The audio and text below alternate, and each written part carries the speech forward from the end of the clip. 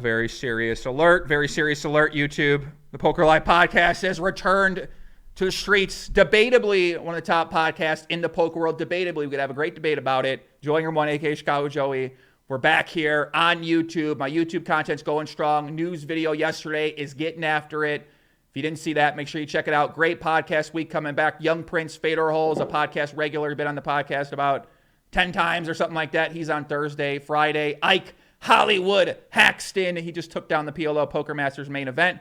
Biggest pot limit tournament of all time. That went down. I did commentary on that. Next week, we got a really big week as well, too. I'm going to do some content on, I'm going to do my news show, 5K challenge, and a couple podcasts getting set up as well, too. I'm excited about that.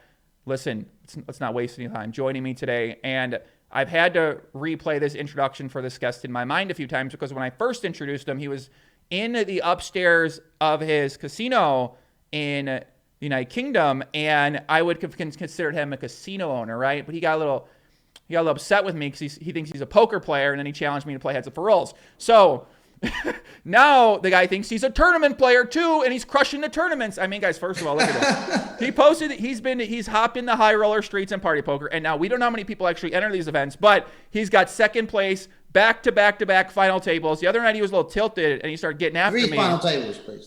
Three? Okay. He started getting after me because he didn't win the tournament. I could tell he was on tilt a little bit. So we're going to talk about this. He's been playing a lot of high-stakes cash on these application sites. I don't know why I did that, but we're going to ask him some questions maybe related to some the Jungleman thing and what took place with X. I think Rob has a nice perception on that, or a nice perspective. Sorry, I don't know what I'm talking about. And we're going to talk about upcoming World Poker Tour Championships going on at Party Poker, the state of the industry, something Rob posted yesterday. And I don't know, man. I feel like I didn't cover it all, but that's what we got. Rob Yong, welcome back to the podcast. You do it all, kid. Casino owner, party poker partner, poker player, cash game, tournaments, lot. You do everything, kid. Except you don't fix your basement that flooded a few months ago. You haven't done that yet. No, it's still not fixed. But I like the concrete floor. It's kind of modern. I like it, but yeah, very busy at the moment with a lot of stuff happening. Even though we're not doing the live events at the moment, obviously we've moved a lot of our live events onto Party Poker. They agreed to host some of them, including WPT. Obviously, we'll do millions at the end of the year, and yeah, there's a lot been going on. Obviously, it's been a crazy time over COVID. And I've just been still on my probably boring people to tears about let's try and change the tournaments and the way that we do things and try and look after the players a little bit more. People are probably sick of me going on about this, but I kind of don't know what to do. Yeah, we're definitely going to talk. We're definitely going to talk more about that over this course of this thing. I mean, I kind of just give you a little backstory about you, right? So you've been around the poker world a very long time. I was watching you. So you told me.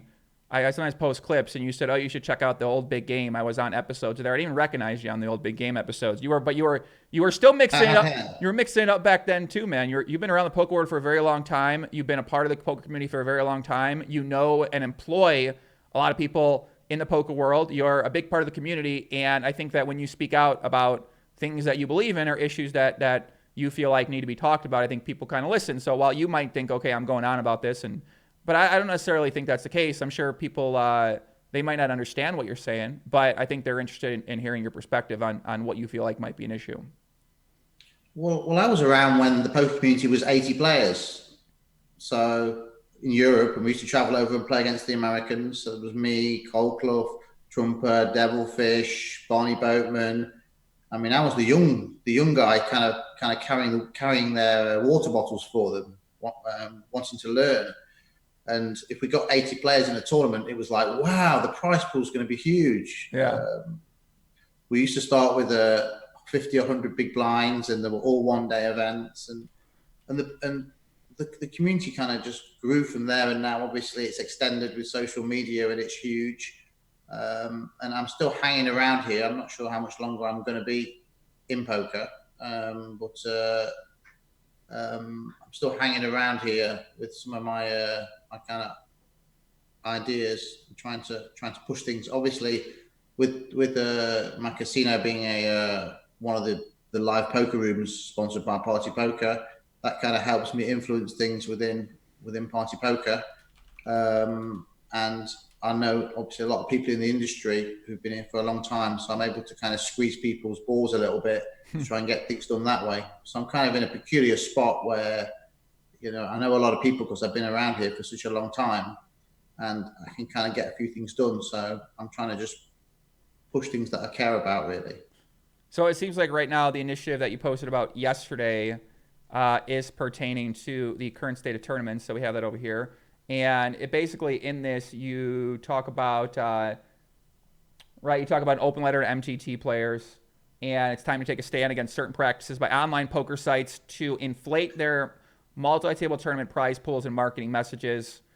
So basically, you are talking about the state of what's going on a few different sites out there where they have a bunch of day ones, they have a bunch of flights, and they have a lot of re-entries. And while they're able to do that, what happens is that their prize pools, they can market it as really big prize pools. And the way that they fill up these prize pools, you think that is an issue because it sends recreational players broke faster. It might take away players from the game, and kind of talk more about what exactly you have the issue with when it comes to the current format we're seeing on a few sites out there. I've always had an issue with this. I've had an issue with this since we opened Dusk Till Dawn.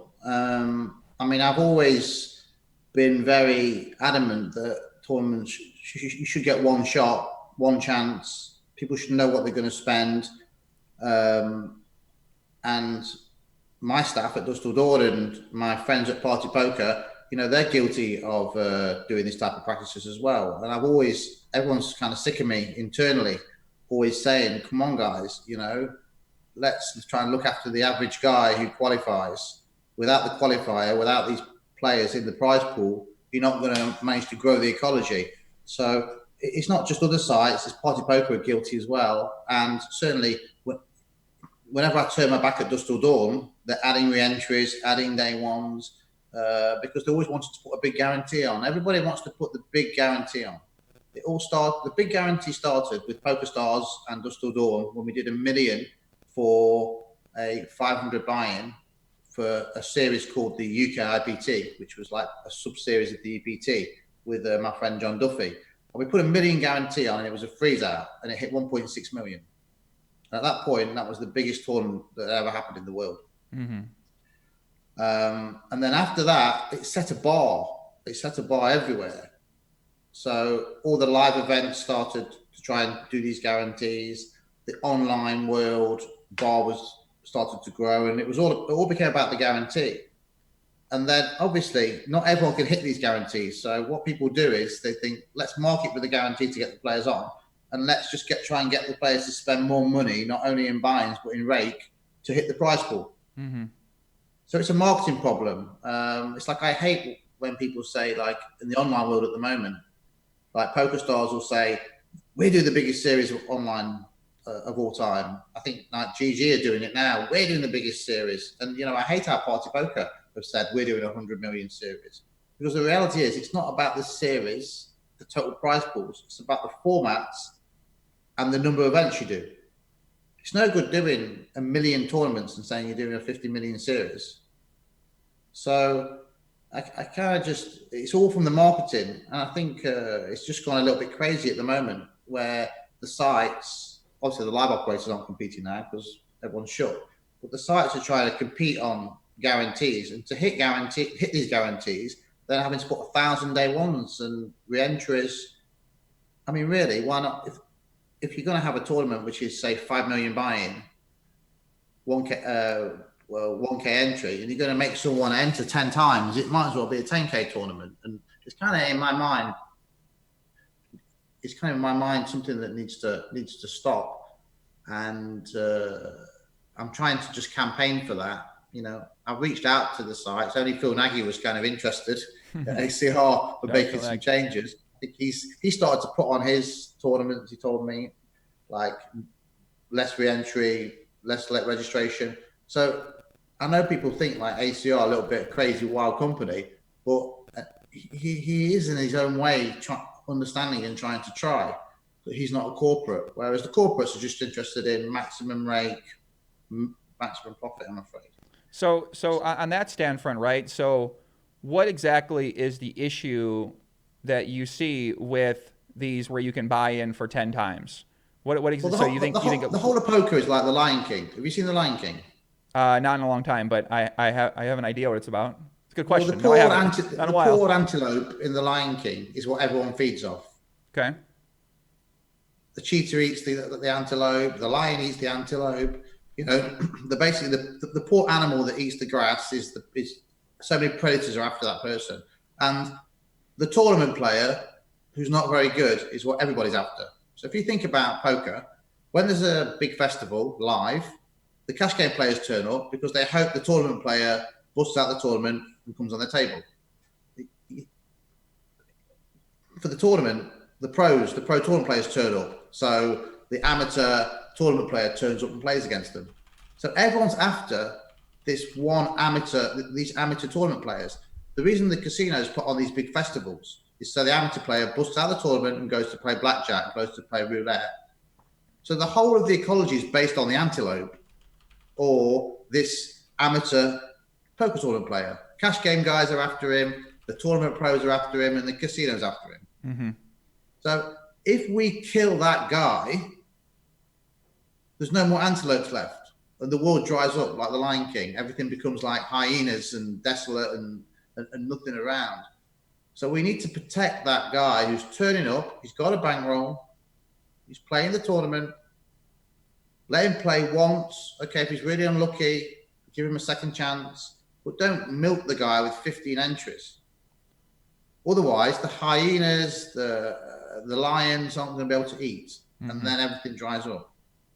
So, you know, people need to step back and think, you know, who's the most important person? Well, the most important person is a player like me. I would turn up, play a poker tournament. If I bust out, I'll go play a cash game. The tournament players have already beat me in the tournament. I might go and play blackjack and roulette to keep the casino's lights on. So don't let a person like me, who's an amateur player, don't let me fire 10 bullets into the prize pool. Right. Also, don't misrepresent me either. Don't say, hey, it's a 1K tournament and you can win $1 million, when all the pros can fire 15 bullets and the stables can fire 15 bullets against me, because the field's going to be too hard for me. You know, if you think about it on a basic way, take a great player like Ike Haxton. It's quite hard to knock this guy out. If Ike Haxton is allowed to buy in 5 times, me on you, because you'll be a bad tournament, you would be categorized as a bad tournament player as well. True. You've got no chance to beat 5 Ike Haxtons, have you? Maybe sometimes, but most likely, right? You're at a pretty big disadvantage. Say again? It would seem like you're at a disadvantage. I'm not sure how much of a disadvantage it would be if I'm a recreational player and you got 5 Hollywood Haxtons, you got 5 Vader Holes, you got 5 Jay Coons, you got 5 of these, and insert any really top tournament player. Yeah, I mean it's bad enough already having one Jason Coon, one Makita in the field. Mm-hmm. What the re-entry does, it inflates those people. And the amateur player basically has almost 0 chance. Right. So if we kill that guy, we kill the antelope, and he goes out of poker, gets fed up of it. So the cash games dry up, the casino games dry up, and the tournaments dry up. Right. So one argument might be is that, let's say that these people who end up going away, the new players take their place because they see these extravagant prize pools. So the prize pools can remain the same. But if you think about when you first start playing poker, you go there, you're excited, you sit down. It's not exciting, you know, and you're interested in the product. You know, honestly, if I went to play a poker tournament now when I started 15 years ago, and I saw people hanging around the rail, all these pros hanging around the rail, licking their lips, watching to see analyzing who's playing already, and then jumping in at the last minute.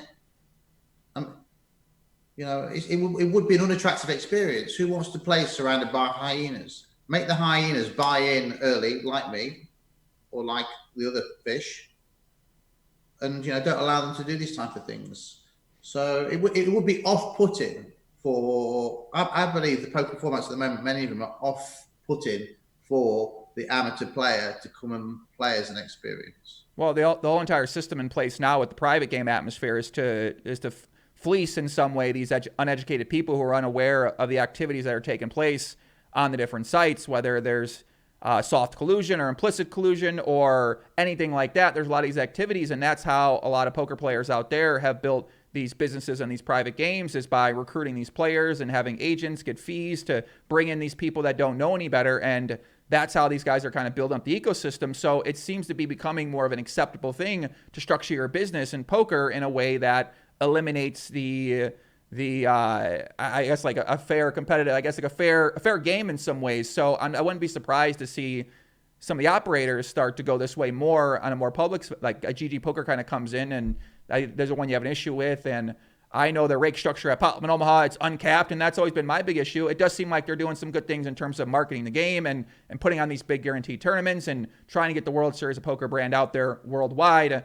But at the same time, with some of the the ways that 30 entries to some of these tournaments coming up for the World Series of Poker, I can see where you have the issue with it.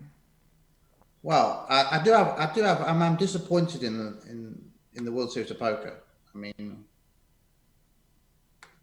I've not really said what happened there, but I don't mind saying what happened. Effectively, in March time, we knew there was going to be no World Series. I've always been really close to the World Series. Dusseldorf was an official venue where we could use the World Series brand and qualify, and we should take 20, 30 players over each year. So I got talking with the World Series guys, Gregory Chohan and Ty Stewart. We've always supported their events. We supported the WSOP. PartyPoker Live ran the WSOP circuits outside of America. And we got talking about, if the World Series doesn't happen, let's copy it online, authentically. So let's not do an online series. Let's just copy the World Series event. So let's do the main, let's do the Millionaire Maker, let's do the Colossus, and let's create it online, same dates. So start May the 28th, the Casino Employees Tournament, and go to the end of July with the main event. And just copy the series. They had loads of freeze outs in this year, make them more freeze outs. So I was in dialogue with the World Series myself, trying to get PartyPoker and the World Series together to do this.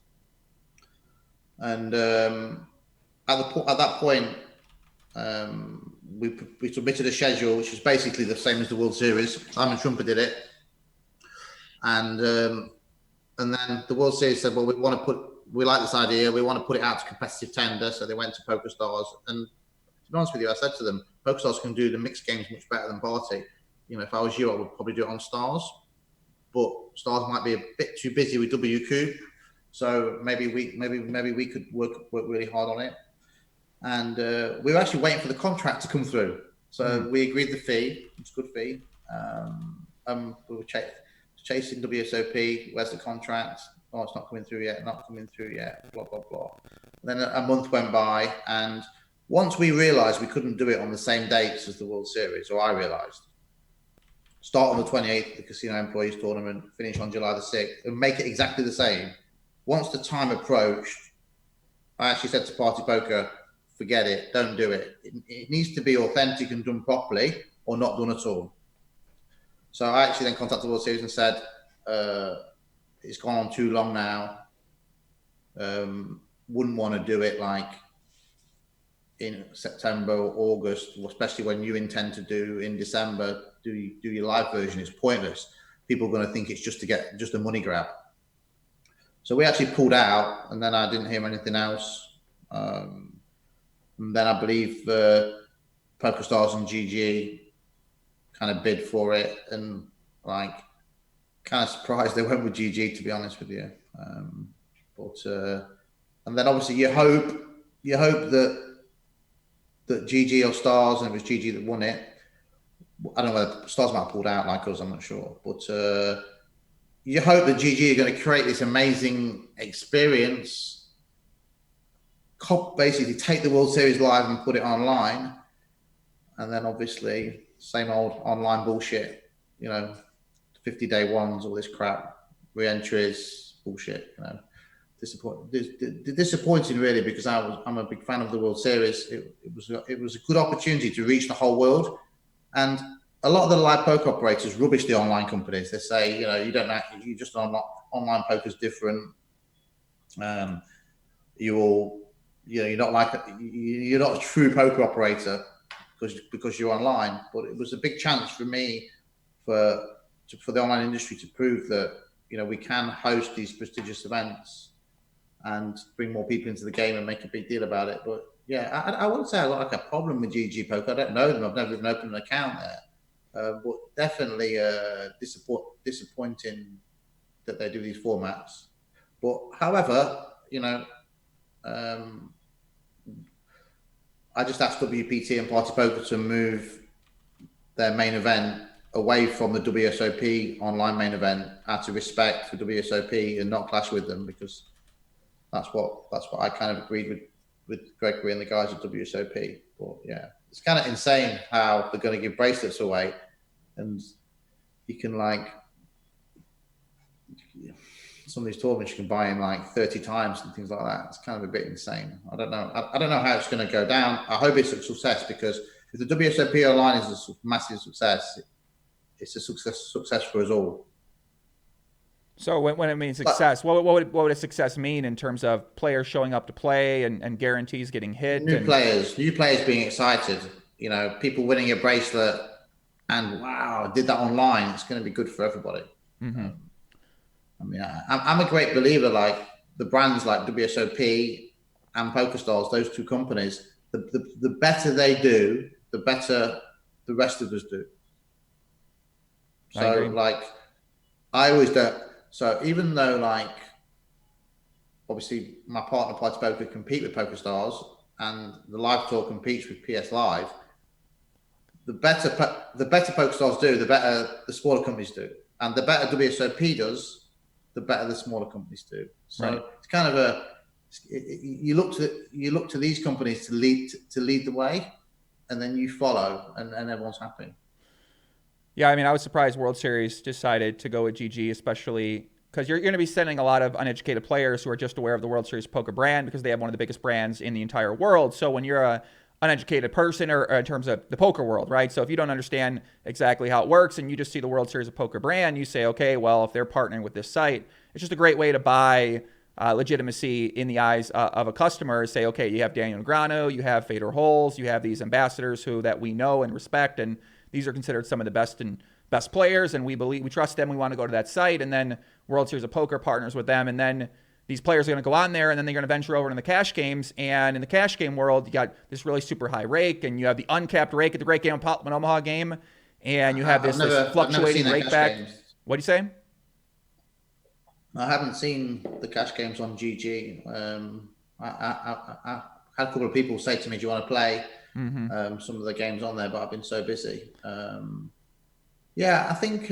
Listen, I think it's kind of a very interesting situation at the moment, because GG have come in as almost like a little bit of a full tilt type of thing. Good software, aggressive. You've got PokerStars as the old, always been at the top, and GG obviously wanting to challenge PokerStars. Mm-hmm. And then you've got Party kind of trying to always a bit more stable, a bit more solid. And I think Party just get out of the way, to be honest with you, and let these guys fight it out between them, because Party's in a completely different ecology system than these companies.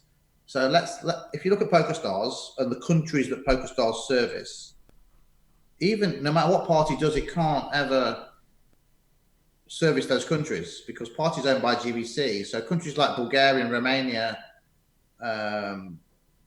parts of CIS, PartyPoker legally can't deal in anyway. So Party can never compete with PokerStars. Now GG deal in all these countries, more countries than PokerStars. So effectively, GG and PokerStars can fight against each other because they're dealing in quite similar geographical locations. Whereas, so I think with Party's only dealing mainly in regulated markets. So I don't think Party can compete with PokerStars or GG Poker or any other poker site that can be more global. So I think from a party poker point of view, they just got. I would advise them just to sidestep and concentrate and just do the right things and not really worry about all this new fight that's going on between PokerStars and GG. So when you say GG can offer it to different countries that PokerStars can in more countries, so how is that? How do they do that? Is it through regulation or is it just they have it there? How does that work? Well, I know how it works at GVC, who own Party Poker. GVC just send an email every day to Tom Waters and say, close that country, close that country, close that country, close that country, because GVC want to be completely white because they've got big plans for America. Mm-hmm. So that's how it works there. So maybe it works the opposite in the other companies where let's open this country, let's open this country. I think with Bitcoin now, you're able to operate in grey or black markets a lot easier. I mean, how does it work? I guess they're just taking risks, yeah? How did ACR take American players, call themselves America's card room? I mean, to be fair to Phil Nagy, he's not hiding, is he?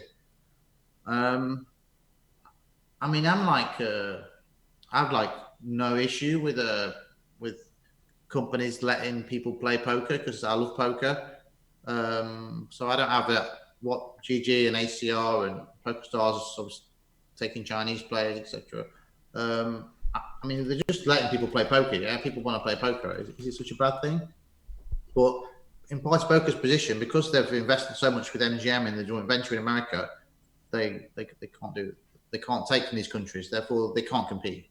So they need to Party needs to step away, just and not get involved in this fight. And the fight's coming. A fight's coming because PokerStars never been challenged before. I listen. On two fronts. I definitely. I mean, if you read a lot of their marketing messages, and if you read a lot of their more business stuff they put out in the earnings calls, they take a lot of pride in being the biggest online poker site, one of the biggest online gaming sites in the world. And I think GGPoker has made it clear that they intend to challenge them on that front, and they're loading up. And I think they've got a pretty nice marketing strategy in terms of, on a few of the platforms right now. And it's clear that they have the ambition to get to that point. And as you said, they're willing to take certain risks, and they're willing to do certain things with marketing messages, and they're willing to try new things in order to bring new players to the site, and the way that they're operating with their software as well too, and with the constant evolution of the kind of ideas that they implement into the software to increase player retention and increase player experience and to keep people coming back. So it seems like I expect PokerStars to do some pretty great things. I mean, really, I think they're going to, you kind of see them putting on a lot more series this year. We see them innovating with a little bit better game types to draw more players in and acquire new customers as well too. So I'm kind of excited to see what they come up with, but I would hope that... I put it the opposite. I predict the opposite. I think interesting. So many of the good people at PokerStars have left now and gone out the industry. Uh-oh. I predict the opposite. What do you think? Predict PokerStars meltdown, to be honest with you. Really? Wow. Yeah. I've always said that the first site that comes out and doesn't care about the regulation, doesn't care about all crossing the I's and dotting the T's, and could give as good a software as PokerStars, it's going to hurt them. And I think GG can hurt PokerStars badly. I don't think there's the talent in PokerStars. Isai's not there. You just haven't got the same people there who believe and love the game. I think PokerStars are like sitting there with their backsides in the air, and GG and other companies, not just GG, other companies, there's like that Global Poker Network in America who do the sweepstake thing. They're ambitious. They want to be global. Other countries that are willing to operate in the more grey markets, therefore get more liquidity. I think PokerStars. I think it looks grim for PokerStars, in my opinion. So in that situation, PokerStars might just say, okay, well then we'll focus more on the casino sports betting or the casino games and sports betting. Yeah, but the interesting thing is maybe PokerStars saw this. So maybe 5 years ago, when everybody was saying, "Oh, we've lost our PokerStars," and I was saying that because PokerStars were our partner in Dust or Dawn. We love PokerStars. We'd do anything for them. Maybe Isai Steinberg saw this in the future, what was going to happen, that eventually the poker industry wasn't going to be that great, and obviously sold to Amaya for $5 billion, and they bought this Trojan horse. So, I mean, I definitely think more operators like GG will come to the market with Bitcoin. Right. Bitcoin you can deposit. What's the government going to do? What's the American government going to do? I go to Costa Rica, I set up an online business, I write some good software. American players can't play. I'm happy for them to use VPN. Deposit on Bitcoin, job done. Can never be controlled. Right.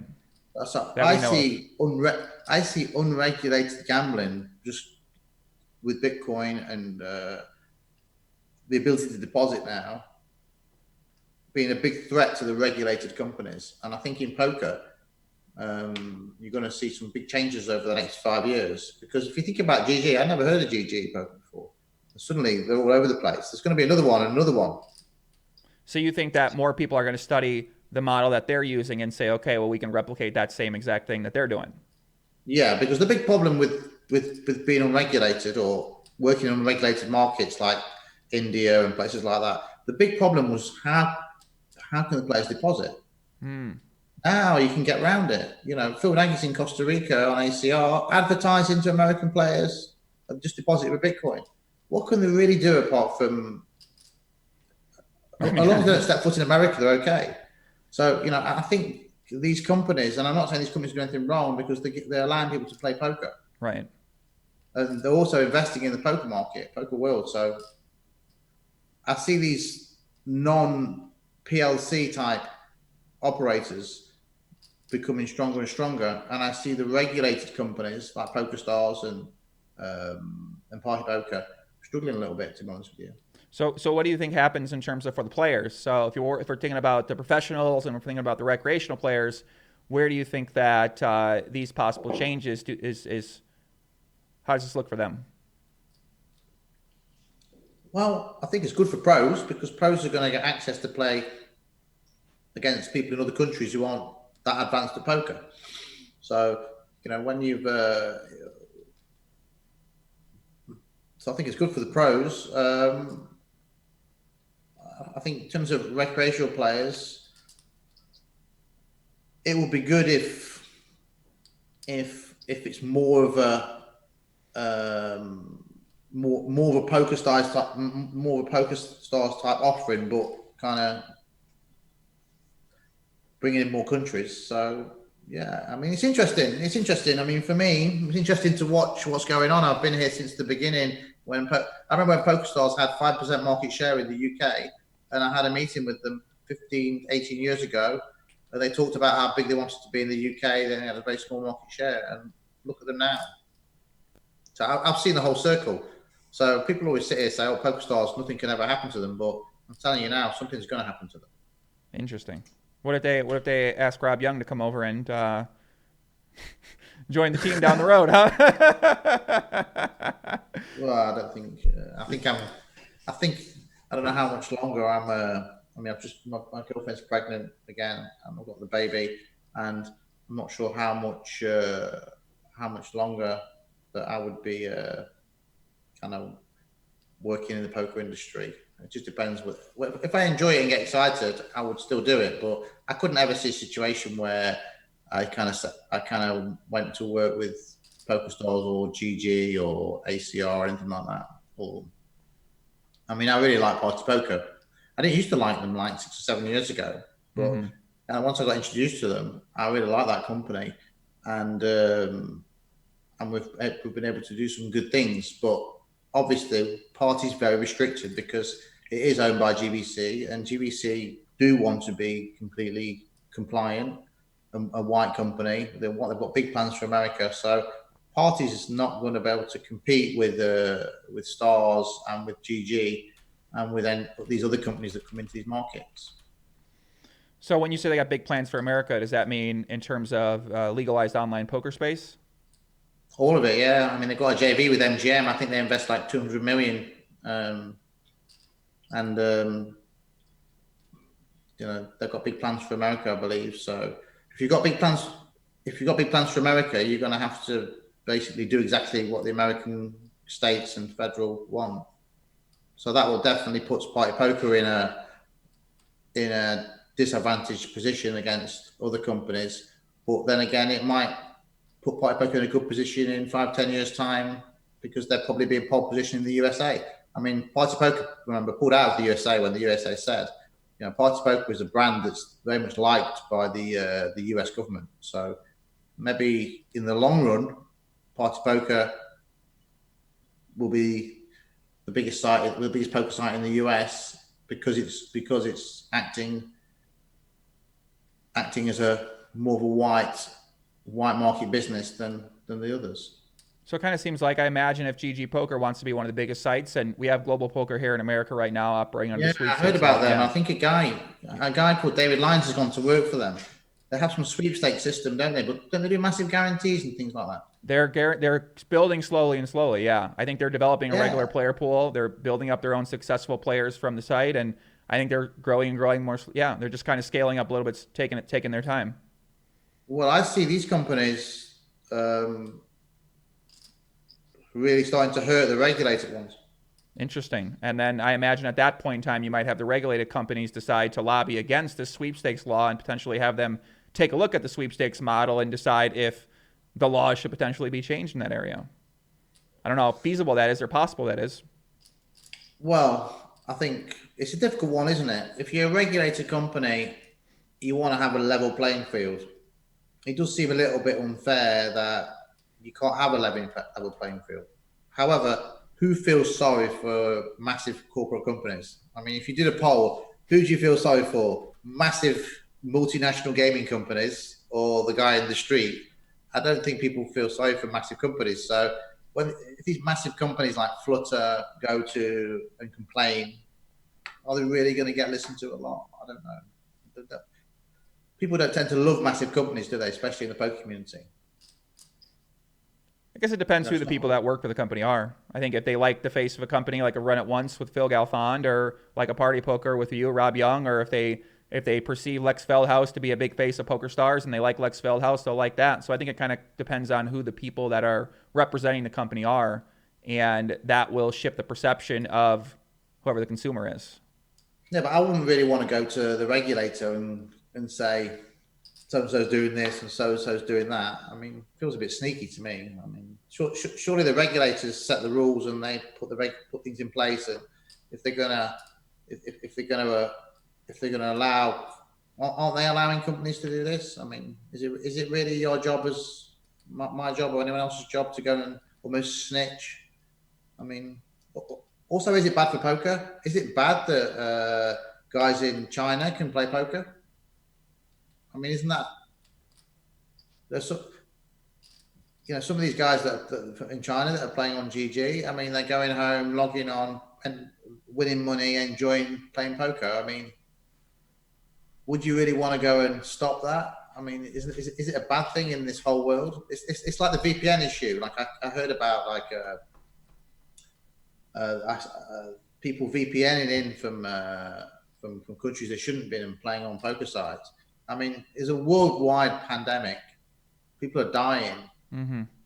I mean, is it really so important that people can't play online poker? I mean, people are stuck at home. I bet playing online poker has kept some people sane during this pandemic. Yeah, maybe. I mean, I know people. The other argument is that playing spin and goes, and it's been their daily routine in the house. Been stuck in lockdown. It's been cheering them up. So, I mean, people like playing poker. It's enjoyable. I mean, it's also social. You know, you go onto your Facebook and say, "I've won this tournament." You know, even me when I finished like second in the high roller tournament, you know, I was posted on my Twitter and said, you know, heads up, and John Duffy said, "Good luck," and blah blah blah. You know, hasn't online poker helped people during this pandemic? So, I don't know. It's a tricky one. Is what the government say always right for us? Probably not, is it? I don't know. I mean, who sets the regulations? Who's in charge of the regulators? Yeah.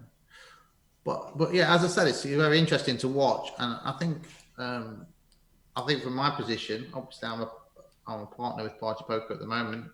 I do work closely with those guys, and I love the staff there. I think definitely it's going to be interesting to watch what goes on between GG and Pokerstars, and I definitely would like to advise PartyPoker to just really focus on doing the right things for poker. Forget what everybody else is doing, just make the right decisions and you'll be okay, because there's definitely a market for an online site that gives a shit about the players. Right. And that's the space that Party should occupy, and that will protect Party against the others, because there is players who will say, I care about the game. I like the game to be operated properly. No shortcuts. I'm going to play on Party Poker. So you protect yourself by doing the right things, in my opinion, and then you let the other companies just slug it out with bullets and all this sort of stuff and keep out of the way. That's definitely my advice to Party Poker, is to not get involved in these bullets. I mean, a crazy thing happened. I mean, we're doing the WPT World Championships. We announced it I think 3 months ago. When we pulled out the WSOP deal, we wanted to do something. I think the guy that gave us the idea, Max Silver, he was messaging me saying, "Do you need to do a 10K tournament? You need to do a 10K tournament. There's no WSOP on." So we announced the WPT Championships 3 months ago, and the schedule's going in the lobby now, and we're doing no registration past 50 big blinds, maximum of 1 re-entry, maximum of 2-day ones per event. And there is going to be a market for players that like that product. So my advice to Party is occupy that space, occupy the space of doing the right things for the game first, and the revenue will come from doing that. And I mean, it's crazy. Party did $1 million worth of tickets and satellites and added seats. They announced it. Party was doing that anyway. Nothing to do with WSOP. We didn't even know there was going to be a WSOP online after we pulled out. Nothing to do with stadium series that Pokerstars are doing.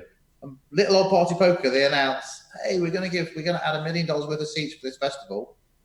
2 days later, PokerStars announced we're adding 2 million, and then 30 minutes later, GG announced we're adding 5 million. And then if you actually look at the small print with the GG stuff, is it the same as PokerStars? I don't know. But the point of the matter is innocently, Party just wanted to give $1 million worth of tickets to their community. And next thing I know, there's another 8 million being spent as a reaction to what little old Party Poker are doing. It's insane, isn't it?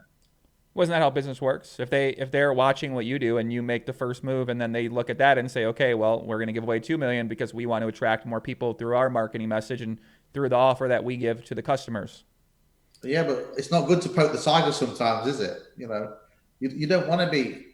I always said, PokerStars, big, powerful company. Mm-hmm. You don't want to be poking PokerStars. You just want to concentrate on your own stuff. And obviously, at the moment, there's this competitive situation going on between what people call the big three. And I think really stay out the firing line is my advice to Party. Let these guys, let GG and PokerStars do their thing. And my advice to Party is just concentrate and do all the right things and not get involved. But I think the whole poker landscape is going to change, because I think there'll be 3 more GGs, as I've said to you. I think there'll be 3 more GG type companies coming to the market. Interesting. Maybe even more. Bitcoin's changed everything. Right. So you think that what GG has done in terms of improving software and driving innovation in the real money poker world, in terms of with the software and with these features and settings and offerings, you think that is something that another technology company can come along and say, okay, yeah, we can replicate the software, we can follow the same kind of structure, and we can just do the same thing? You think it would take time, obviously, for any of these businesses, but you think other smart people out there will see that and see that they're making money with this product, and also maybe like poker themselves, and then decide, yeah, let's go for it and let's do it too? 100%. Bitcoin changes everything. Bitcoin means the governments can't stop players depositing, so you can do what you want. Whenever there's a space, there's no such thing as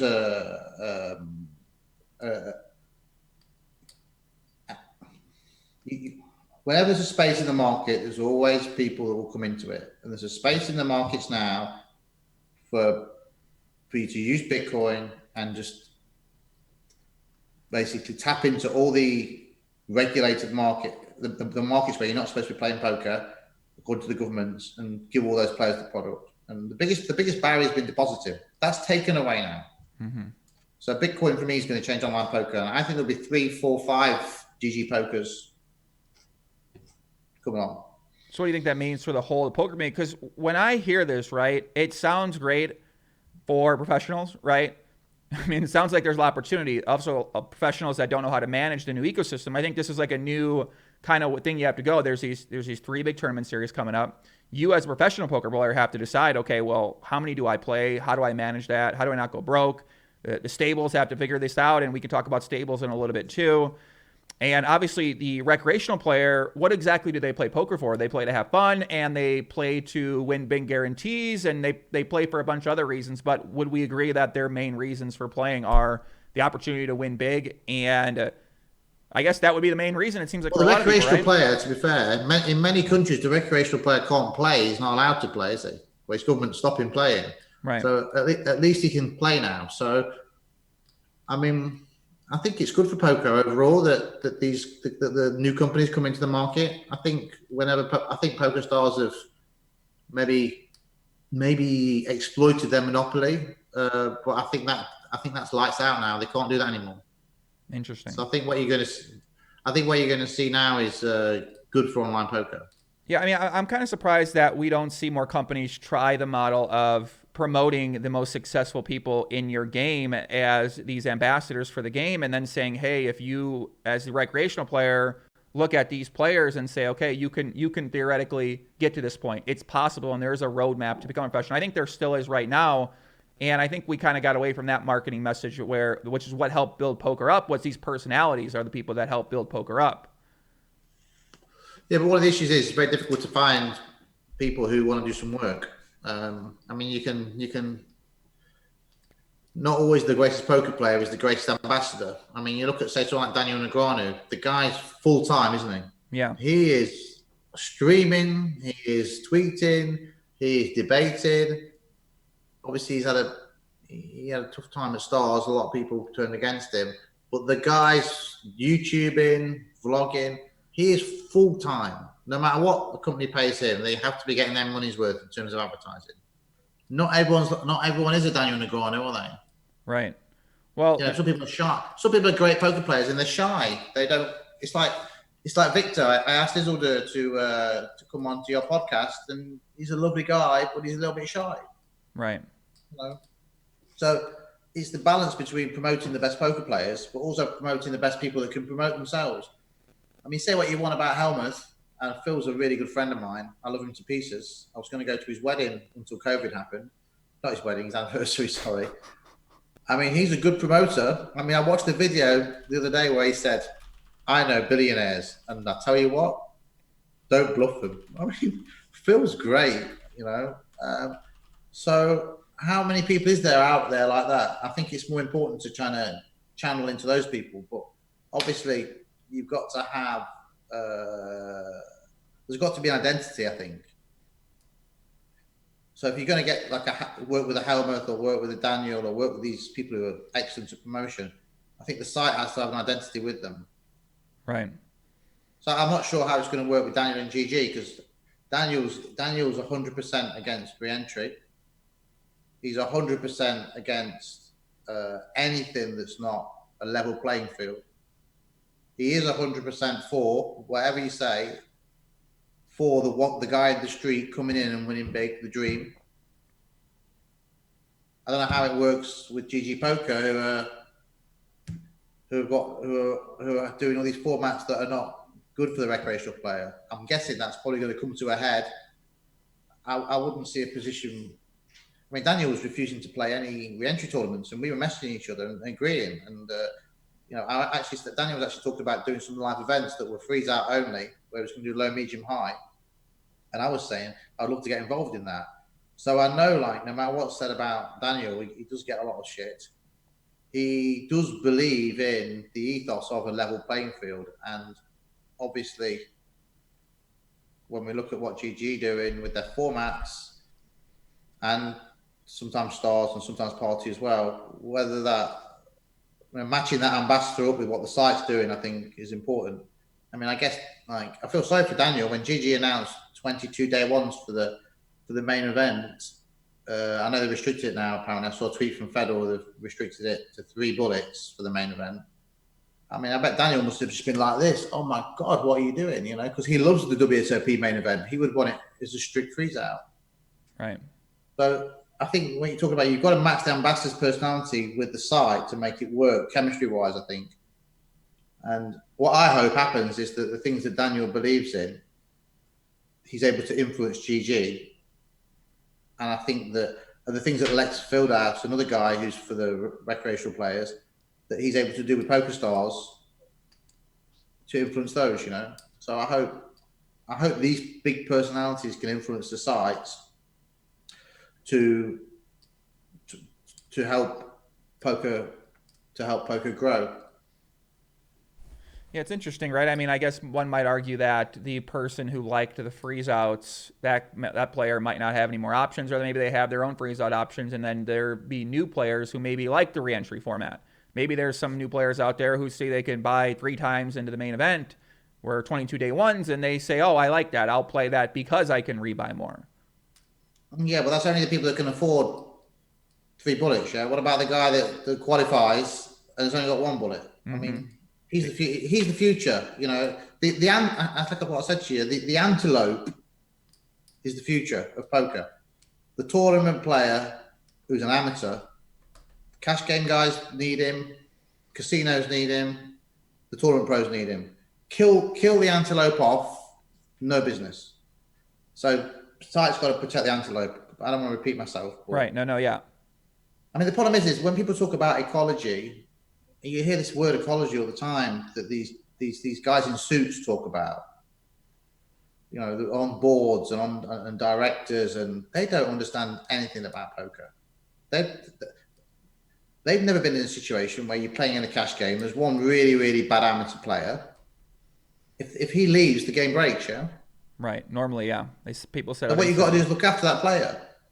You know, the pros around the table, sometimes they need to show him he's made a good fold. Sometimes they need to not thin value bet him on the end. You know, they need to make him enjoy himself. Sometimes they need to 3-bet him, and if the guy's thinking about calling with a pair of 2s, show him the aces and say, I had you beat, you know. You've got to look after that antelope, otherwise he's going out the game. And unfortunately, in our world of poker, it can be quite selfish from operators and some of the pros.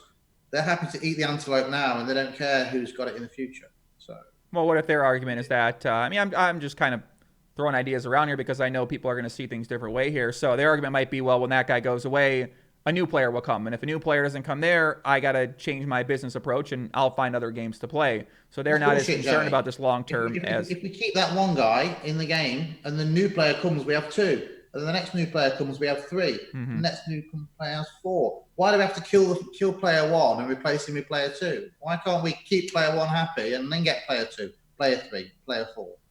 Right. Understand? I agree. Yeah, I mean, it's just a different business approach, right? I think you have that approach. Other people are going to have their own approach, and then it's kind of up to the people out there to decide what approach do they like, what approach do they agree with, how do they want to go upon it as well too. It's like, let's take Dan Shack, for example. I really like Dan Shack. Dan Shack is always saying he doesn't want all these pros to be waiting and regging at the last minute. He doesn't want all these super pros to be having 7 bullets against him.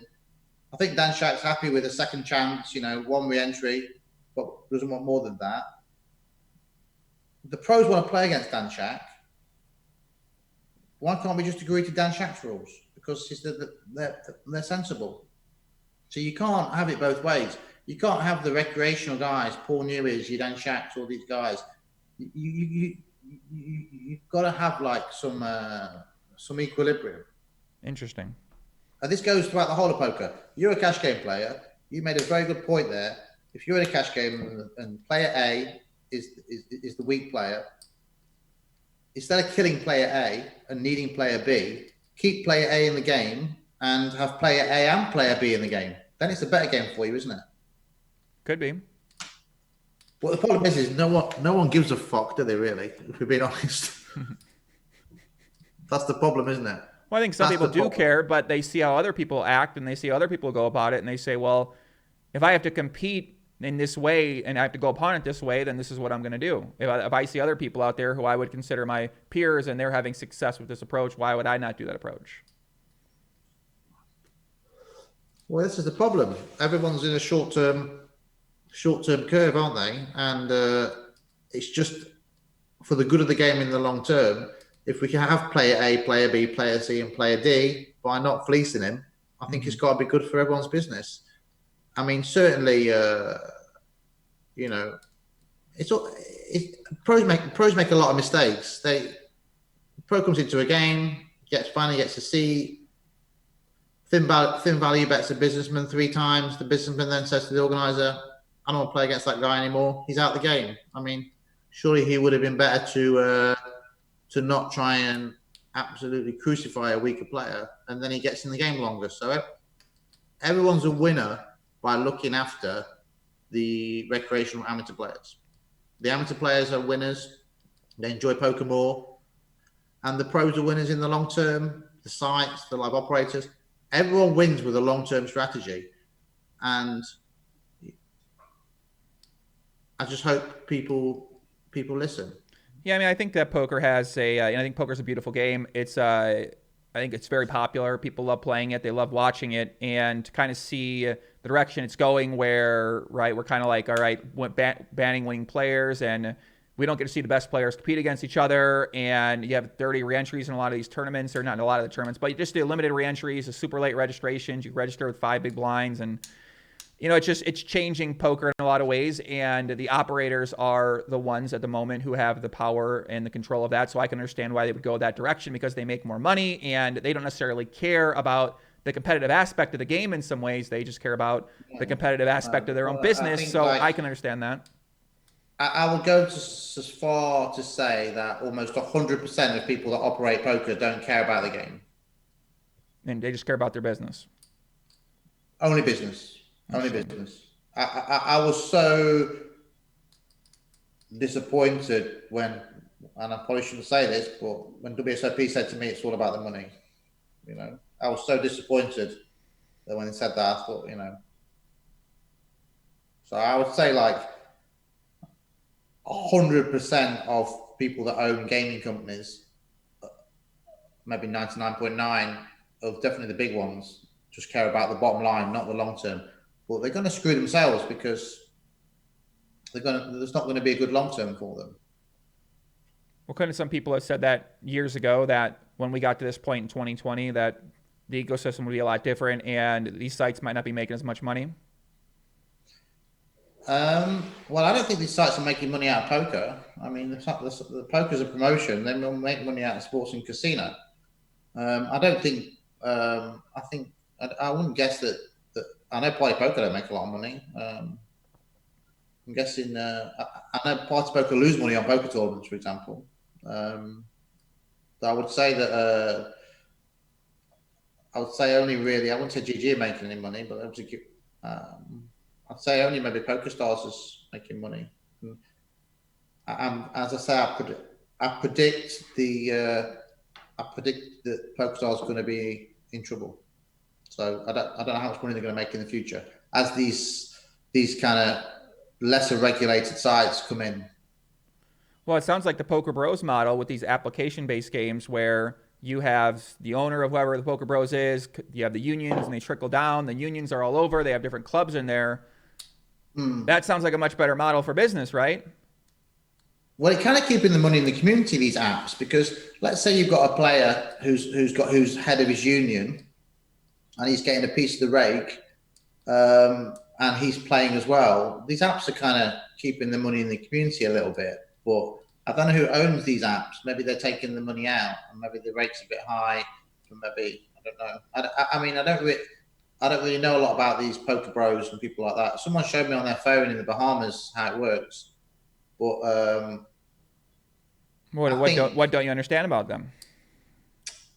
Well, I don't really understand how it's done. Someone told me people take like buy a voucher from Walmart and stuff, Walmart, and cash it in, and I don't really understand how you deposit and things like that. And most people deposit. They either play on credit or they send money through Venmo or through Bitcoin or through any sort of payment system, peer-to-peer payment system. And then the agent Seems a bit of a headache, doesn't it, to play poker, to do all that? Well, I I'm mean, not you got sure to it's deposit scalable. anywhere you play. You have to deposit money. In this situation, you're depositing with someone theoretically, hopefully, you know and trust. And but a lot of people don't know and trust these people. They just rely on word of mouth and they deposit with an agent, an unknown agent, right? I mean, it's Yeah, but these are only existing because people can't play poker. Once the US is regulated and more people can play poker, these businesses will obviously die, won't they? Because I the don't think average so. guy just wants to go home, deposit on his credit on his card, and play. I mean, it's a bit of a ball ache running to Walmart and getting a voucher and Well, not everybody so has to go to Walmart to get a voucher. I mean, if you don't, for some reason, you don't have some sort of peer-to-peer transfer payment system, and you need to go to Walmart to get a voucher,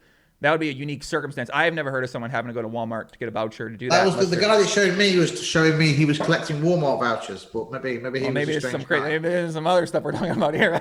But what I'm saying is these type of businesses, it's a bit like prohibition. When the government bans alcohol, you have the underground businesses doing well.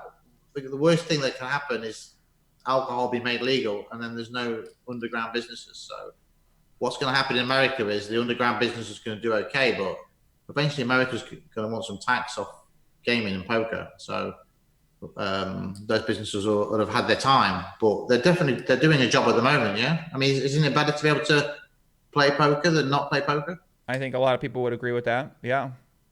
I mean, are they really doing anything wrong? Obviously, they're operating on a very loose legal model, but Depends I who mean, you I are. like I think playing. some people would say they are doing things wrong. Yes, depends on who these people are, right? If you're anti-gambling or if you're on the side of the law and you look at that, I think a lot of people out there might have an issue with that. Yeah. Yeah, but I mean, I want to be able to play poker. I like playing. If my government says to me you can't play anymore, but you can carry a gun, I mean, it's kind of some messed up laws in your country, isn't they? I agree. Well, who makes the laws, right? A lot of it's older laws that were established a long time ago, and there's lobbyists that fund these politicians who fight against these laws. So a lot of times it's the people that is funding that's people with the money, right? Those are the people that influence change in these areas. Yeah, but it's the people who've outlawed online poker in your country and in Asia that are creating this loophole for people to run unregulated poker, isn't it? I mean, whose fault is it? I mean, wherever there's a demand, some people are going to step in and meet that demand. Um, that's just life, isn't it? I mean, the governments need to get their act together and tax poker and casino and sports like it's a normal business. But like, if I met the owner of PokerBros, I wouldn't feel he was doing like a terrible thing, letting people play online poker. Would you? It's not like drug dealing, is it? Depends on what you view as a drug, right? I mean, listen, some people view gambling and they view that as a drug. Yeah, I would imagine a lot of people out there have an issue with gambling and they think gambling's immoral. They think gambling's Yeah, bad, but and I mean, whether you legalize or illegalize drugs, I mean, it's nice buying them on a street corner where you don't know where they've been. It's probably not a good idea. If probably drugs not. are legalized, and same thing with poker, yeah, you kind of want to know that there's no super users there. No one can see your whole cards. You kind of want to trust the game, the deck, etc. And I think like that's important as well. But Well, I don't think. yeah, I disagree with what you said about the apps though, because what the app system is it incentivizes the agents so much because the agents are making a cut out of all the players they bring in. So what happens is the agents are able to turn this into a full-time business, and once the agents realize they can continuously make money, the better they get at expanding their network and the better they get at taking care of their customers, then they're always going to have an incentive to keep bringing new players into these clubs or these unions. So I don't really think that model is going to go away. I think that there might be two separate, right, the people that want to play this, and there's so many people out there that love poker because it's such a beautiful game and it's a really fun game to play, and people want to try to win a bunch of money. So I think that you're able to have a regulated market exist and you're able to have this application based model exist too that runs a little differently. Yeah, I like it. It's like refer a friend, isn't it? I mean, you take a. I mean, it's hard work organising these cash games. I remember when we used to have a cash game at Dustle Dawn, my casino every Friday. Someone doesn't turn up, you're chasing them. We had just a full time person working on it. I mean, it's that you look at these agents and you say, oh, they're making money, but honestly, they'll be having so much of headaches 24/7, text messages from players letting them down, not turning up for the game, people not paying, friends asking them to borrow money off them. It, there's no such thing as a free lunch. They'll be working hard for their money. Oh yeah. But yeah, I probably wouldn't play on them myself because I think game integrity is important, and knowing. I like to know who I'm playing against, and I need to know that the decks. I need to know that the deck's being checked by auditors. I mean, like you take PokerStars and Party, for example, like you know, they have to get the cards have to get audited. The random number generator has to get audited. I mean, for me personally, you know, same as GG, I guess, same as ACR. I don't know who audits them, but you kind of want to know the game's safe, yeah. So, I mean, for me personally, unless I knew the owner of the app and I really trust him 100%, I probably wouldn't play on them. But at the same time, I mean, I can't ever see where people playing poker is a bad thing, you know. Even if the government say it's wrong, I mean, it's a good game, yeah. I mean, I was buzzing. I've hit 3 final tables on the high roller club on Party Poker. You know, I wanted to play tonight, the 5K tonight, but I did the podcast with you. I mean, it's a good feeling. I mean, I really like playing. You turned into a tournament player, my buddy. I liked you because you're a Pot Omaha cash game player, and now you're going to the 2-card Pot Omaha tournament streets. Or are you going to be? To be honest with you, I quit tournaments when I got rivered in the EPT a long time ago. But I played the WSOP short deck and made the final table. Paul Wow and Richard said, play the short deck, it's a great game. And I kind of thought to myself, I enjoy these tournaments. And then Makita and the guys and Rachel been saying, just play one of these high roller tournaments at one party. So I played one, and I got to be honest with you, I enjoyed it, yeah. So I think anything that helps people play poker, as long as it's safe, is a good thing. So I wouldn't necessarily say, like, as long as these apps are safe. I mean, there's more bad things in the world than people playing online poker or playing live poker, isn't there? Just because the government says it's a bad thing, does it mean it's a bad thing? It's a great I do question. think the government should regulate them and make sure they're safe. And I mean, who are the? I've been studying the regulators though, and you're studying everything. You're studying everything at the moment. I'm deep in the lab, kid. I mean, well, you know, when you figure out how to last in this world, right? You got to learn about how the world works, how the systems work in the world, how businesses work, who's in charge of these things, who makes the rules, who funds the operations, and I think if you study that long enough, you're gonna come to a lot of conclusions, and you're gonna find out a lot of things that you didn't necessarily know was how things worked. And when you take a look at the regulators specifically, I would wonder how close the regulators and the poker sites maybe work together. Maybe it ends up being a situation where the regulators are kind of looking the other way on a lot of these issues that might be taking place. Definitely not when it comes to Party Poker. Not for you, huh? The regulators are all over them non-stop. Interesting. And I think they understand. I mean, they understand. I think it's a good thing to have regulation, but I also think that maybe the regulators could employ some people, especially in poker, who understood poker a little bit more. That would probably help.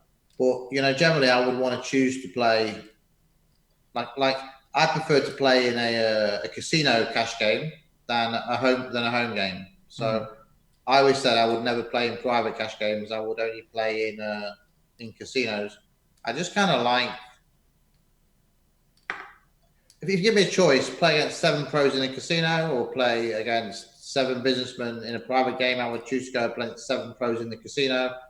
I can order a cup of coffee, I can have a walk around, I can stay in the hotel, you know. I like, me personally, I like playing in safer environments. Yeah, it makes sense. I mean, yeah, I would hope the regulators are out there regulating the RNGs. And you play on a boat and things like that before, you know, with some friends, but that's just with friends. That's kind of different. But I certainly wouldn't want to go and play like in a private cash game where I didn't know people. You know, no matter how juicy the game was. I mean, we play in Vegas. We play at the Aria. We play at the Wynn. It's really nice. I like it. I mean, I've not played a live cash game for like 4 months now. It's kind of weird. And I've hardly played online as well because I've been working like really hard on this stuff. I've only just played like the 3 tournaments last week, and I played like a PLO cash game, like one of Sam Trickett's private games on Party. Just broke even on that. But you know, Well, it's definitely, as I say, you're definitely picking up on some interesting stuff that is happening in the poker world, and it is interesting to watch the operators fight it out. And it is interesting to see what happens. Yeah. I mean, especially I'm kind of in it in the industry in a small way, and I kind of get to see what's going on, and it's interesting. But I do moan a lot when it comes to like a level playing field, and I guess people get sick of me. I mean, it wasn't my idea to have a who's getting Twitter sick of account you? anyway. Who are these people? Do you get? Maybe I can lose the Twitter account and stop moaning. Well, who's getting sick of it? Who's saying that? I don't see people saying that. I don't know. I just feel like I'm harping on about the same I subjects. disagree. You're just like I was. You're just like I was. I was talking about the bot stuff going on and all these issues that were happening with ACR. ACR putting a lot of work to clean up a lot of these issues happening, and I think that's the way that change is made. Is you have to keep going on and on about it. Really, I don't think change gets made any other way. If you don't keep, if you just say, "Oh, well, I give up," then other people are going to do that too. I think that's the way you do it. Is you make your case, you put your case out there, you generate support for whatever your position is, and then if enough people support it, then people out there might be listening and say, this guy makes a good argument. We're going to implement his ideas, or we're going to support the position that he's on. I don't think so. I think that's the way to go. Yeah, I think it's a different argument. I think when you're arguing about bots, I think everyone agrees with you. So it's easier argument. You know, what I'm arguing for is a level playing field. Mm-hmm. A level playing field is not good for pros. A leveler playing field is not good for pros. And it's not really good for the operators, because the operators would have to take risks. Let's face it. Let's say, for example, we take the WSOP main event, 25 billion guaranteed. If they had to do that as a freeze out, it would be a risk for them, wouldn't it? Probably. So nobody really wants to hear what I've got to say, apart from maybe the regular guy in the street. People probably don't like me. I would have thought like Pokerstars don't like me. I would have thought like people at PartyPoker and GVC don't like me. I would have thought that. I don't think so. I disagree. Don't like me. I think there's a lot of people in these companies that agree with you, and I know people in these companies. I talk with people in all the companies. I think these guys care about poker as well too, and they care about doing a good job at their work. But obviously, in these corporate structures, they only have so much control over the decisions that are made. But I think there are plenty of people in these different companies who support these kind of things that you're talking about, which is why they're in the poker world in the first place. Well, absolutely. Old Pokerstars, I call it. If I sat down with old Pokerstars I used to work with 10 years ago, Kirsty, John Duffy, all these types of people, and we sat around the table now, we would all agree.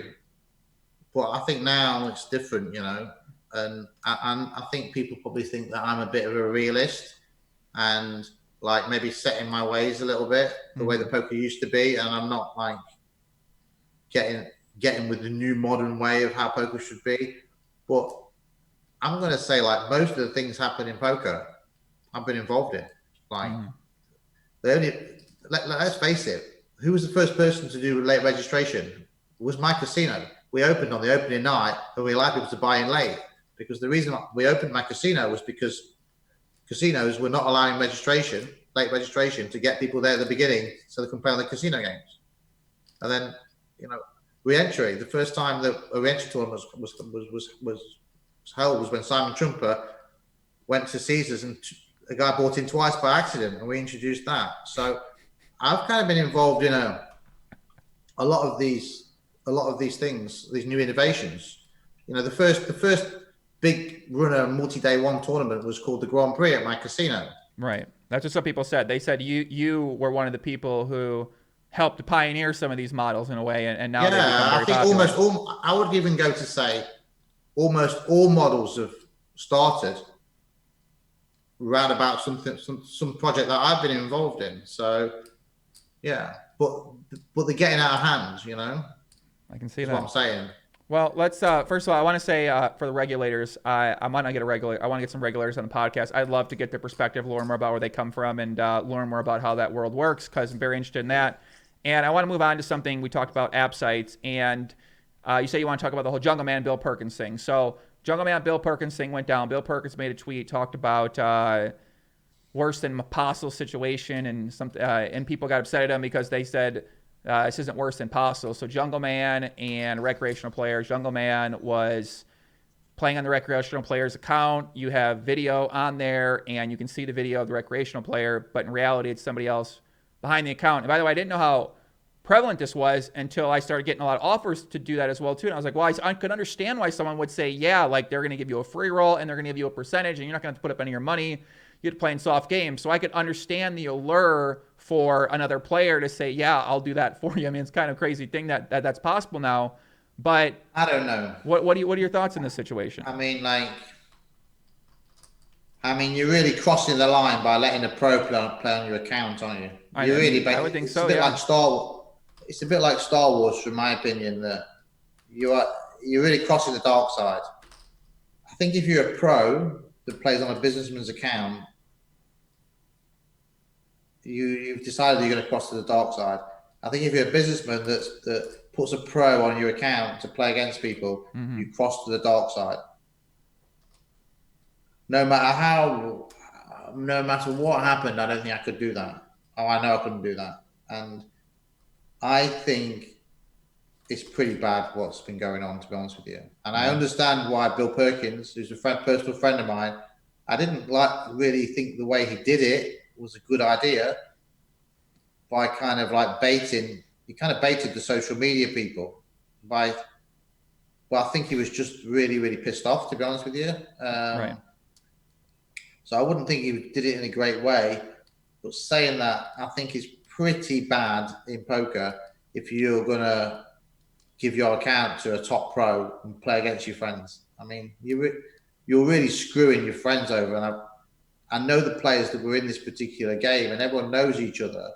And I believe what happened is that it started with people being suspicious. So let's say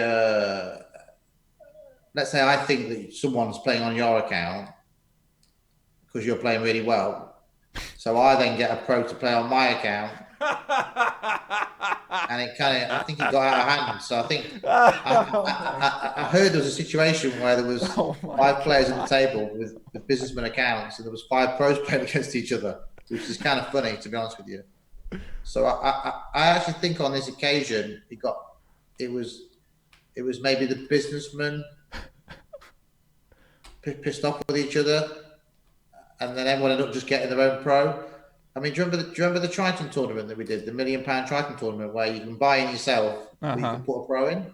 That sounds like this was happening here, but no one. Sounds like kind of the little thing that sounds like it happened there. So I think on this particular occasion, it probably wasn't as premeditated and ruthless as it's come across. I think it was more businessmen trying to get one over each other than actually orchestrated cartel of pros playing. So, like, for example, I'll give you an example. Let's say a friend of mine is starting to beat me at poker, and I suspect it's not him that I'm playing against. So I go and get my pro to play against him, etc. I mean, I don't know, but knowing the people involved, I suspect strongly, and spoken to people, that's what happened. So I think obviously the one guy that's been outed is Jungleman, yeah? I think so. Yeah, it's pretty raw on him, really, because I believe it was a number of professional players involved in this, not just Jungleman. Did you hear about my show idea? Maybe we can do this show. Is I want to do a show called The Masked Professional, where we find 6 recreational players and they pretend like they're playing poker, but really they have a professional behind them, and then we all get to guess who we think that person brought in as a professional. It's not a bad idea. I agree, right? It's pretty good. It's not a bad idea at all. Yeah. But I think it's pretty bad to if you think you're playing against Rob Yong and I've got one of the best players in the world playing on my account, I think I've crossed the dark side there in poker. Right. So you think this needs to stop? It sounds like. Say again? You think this needs to stop? Wow, it needs to stop. It shouldn't happen. I mean, I'm not sure whether. I mean, it's going to be pretty difficult for. I mean, I like Jungleman, and I feel for him in the way that he's the only one that's been outed. But I mean, it's going to be difficult for these businessmen and these players to play again, I guess. What do you mean? Well, I think it's just difficult to. It's just difficult. It's a close community, the high stakes poker community. Mm-hmm. And if people know you're willing to do this type of thing, I'm not sure whether you're going to be the first guy on the invite list for games going forward. I think it polices itself. I mean, the high stakes community, as I said, it's very picky and choosy. It's very picky and choosy already. I mean, you know, even some businessmen get kicked out of games and not invited for losing their temper or not behaving right or something like that. It's a very cliquey culture. So I think the people that have been playing on each other's accounts probably going to struggle, to be honest with you. And I think the businessmen who've been letting pros play on their accounts are probably going to struggle to be top of the invite list. So I think it's going to police itself. But I do believe from what I've been told, it's much more rife than we think, apart from the Bill Perkins incident. Mm-hmm. From what I've been told, and the list of names that I've heard it's been going on a lot wider than just this incident. What do you mean? Well, I've heard at the high stakes cash games that it's been happening a lot more with people effectively pros buying or making deals with VIPs to play on their accounts. Interesting. And this happened in public sites as well too, in addition to private sites? No, public sites. Public sites. Interesting. So how as an operator can we put a stop to this, right? Because it sounds like a really big issue that is really going to hurt the future of the games. I mean, Party have got rid of all their high stakes games. So basically, the biggest game on Party now is 50, 100. There's no 100, 200. There's no 200, 400. Just deleted them. And effectively, the only way you can play high stakes on Party now is in a club or in a private game where everyone knows each other. And what the guys do is now they play the game privately and they go onto Zoom or they go onto like Discord and they're all in the group, so everyone knows you're playing against that person. Right. That's what a lot of people are doing in America. Yeah. I think I'd say high stakes cash games are absolutely completely finished online. Wow. I mean, if I was Party, I would delete all the high stakes games. I'd even delete 25, 50 and 50, 100 and just let groups of players manage it themselves so they can feel secure. And you think that'll be enough policing to manage it? What happens if there's an issue in those ones? It's not really policing, it's deleting them, isn't it? Yeah, I guess so. And then basically you do poker by appointment. So say me, Matt Kirk, Tony G, a few of us won a game, we all message each other, we come on to the table and effectively we're in a Zoom group so we can see each other. It's us that's playing. You Aussie Matt Bruce Leon. John Duffy's doing it at 1-2. He's playing 1-2. I think he's got an over 60s cash game. So he's getting like him and like 5 people together. They all join a Zoom group and they're playing in a private game, but they could all see each other playing like it's a live game. I think certainly at high stakes cash games, that is the way it should be now. So now I've thought about this a lot, and now you can make an argument that the GGPoker way for pot limit specifically of raising the rake extremely high and making it uncapped is a good way to also handle it potentially, because in that way you drive out a lot of the winning players. I mean, you can still win because if the players are bad and their loss rates are so high. Yeah, but that's not going to drive out a businessman playing and someone else playing on his account, is it?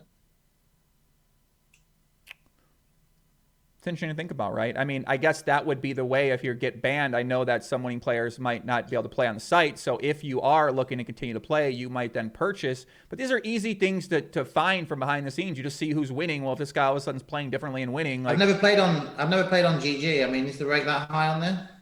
Yeah, what are you talking about? Yeah, it's very high. There's no cap for the rake at Pot Limit Omaha, the great game. I think there is a cap for Nova Hold'em. What stakes is that at? All the stakes. I'm pretty sure it's at every stake. No, come on. That must be a mistake. How do you not know? What are you trolling me for? How Well, do you like, not know so this? 1-2. Don't or be is pads. uncapped? You're on a pad. It's a pads thing on Twitter. It's what pads like. He likes to troll and pretend he doesn't know things. Yeah, I believe for Potlam and Omaha, it is. Yeah, the rake structure is rather Oh, aggressive. no wonder you're moaning then, because you're a big pot bit overhaul guy, aren't you? Well, that can't last for long, can it? That's true. My opinion on that is, are you sure that's right? Yeah, I'm pretty sure this is correct. Yeah. Okay, well, my opinion on that is that Unless they've GG can recently charge changed it at uncapped some states. rake if players play, and it's market forces, people can choose. I never have an issue with rake for sites. I have more an issue with like level playing field. If everyone's paying the rake and they're happy to play, then why is that a bad thing? Yeah, that's a good question, right? I mean, is it obvious that the rake's uncapped? Does it say on the table or something? Or? I don't think so. I think there's a Well, lot that of might be players who might go there thinking that they might not be educated about rake, and they might go on there because Dan Negreanu is talking about how great GGPoker is, and then they go to the Potlam and Omaha tables and they're wondering why their rake back percentage is fluctuating potentially, and they're wondering why there's a lot of money being taken out of the pot, and then eventually what I've been reading about on forums is people come to find out. I think if the rake's not like a standard rake on the table and it's like uncapped, it should say rake is uncapped on the table, and then people can choose. But yeah. I mean, in a live game, you know what the rake is. You see the guy take the chip out and go. Ch-ch. I mean, I think online games should be the same, yeah. So everyone knows, and then people can choose. But if somebody wants to charge 20% of the pot every time, then that's their business. But as long as the players on the table know, I think it's okay, yeah. Yeah, then everyone can choose. I mean, I've asked recreational players before, and some players don't care what the rake is; they just want to play. And I think that's what they might be going for: is they give a high rake back percentage to certain big losing players or certain people with relationships, and that's how they keep those guys around. So while some players might be paying a lot of rake, other players might be getting a very high percentage of that rake back, which allows them to be more profitable in these games. I think as far as rake's concerned, you can charge like I think that all rates should be beatable. So you get someone like Ike Haxton or someone super bright to calculate what the rate should be for that game, like Makita or somebody, and set the rate so it's beatable. And then if the site wants to then give more back to VIPs, then everyone understands and say, okay, the rake is beatable at $10 a hand here. We're going to charge $20 a hand and we're going to invest that full $10 into VIPs. I think that's okay. Yeah. I think it's just about being transparent. I'm not sure whether it's a good idea not to be transparent in the long term.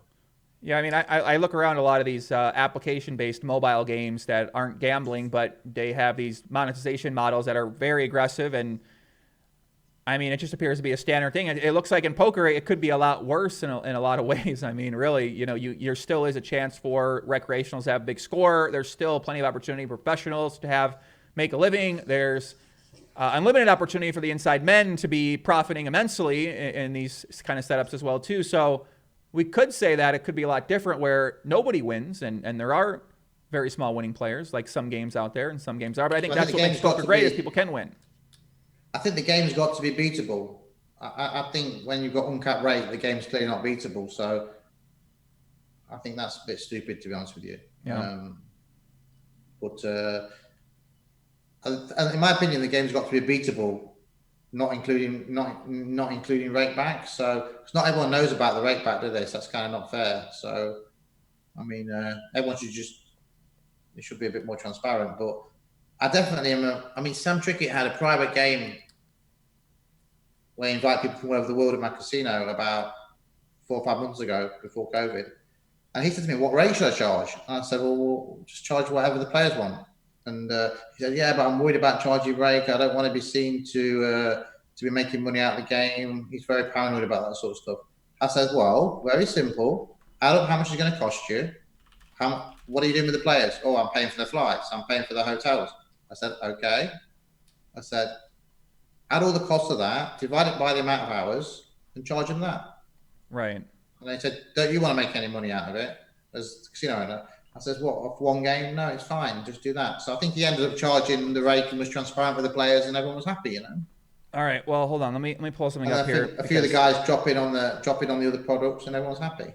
So I think transparency of rake's important.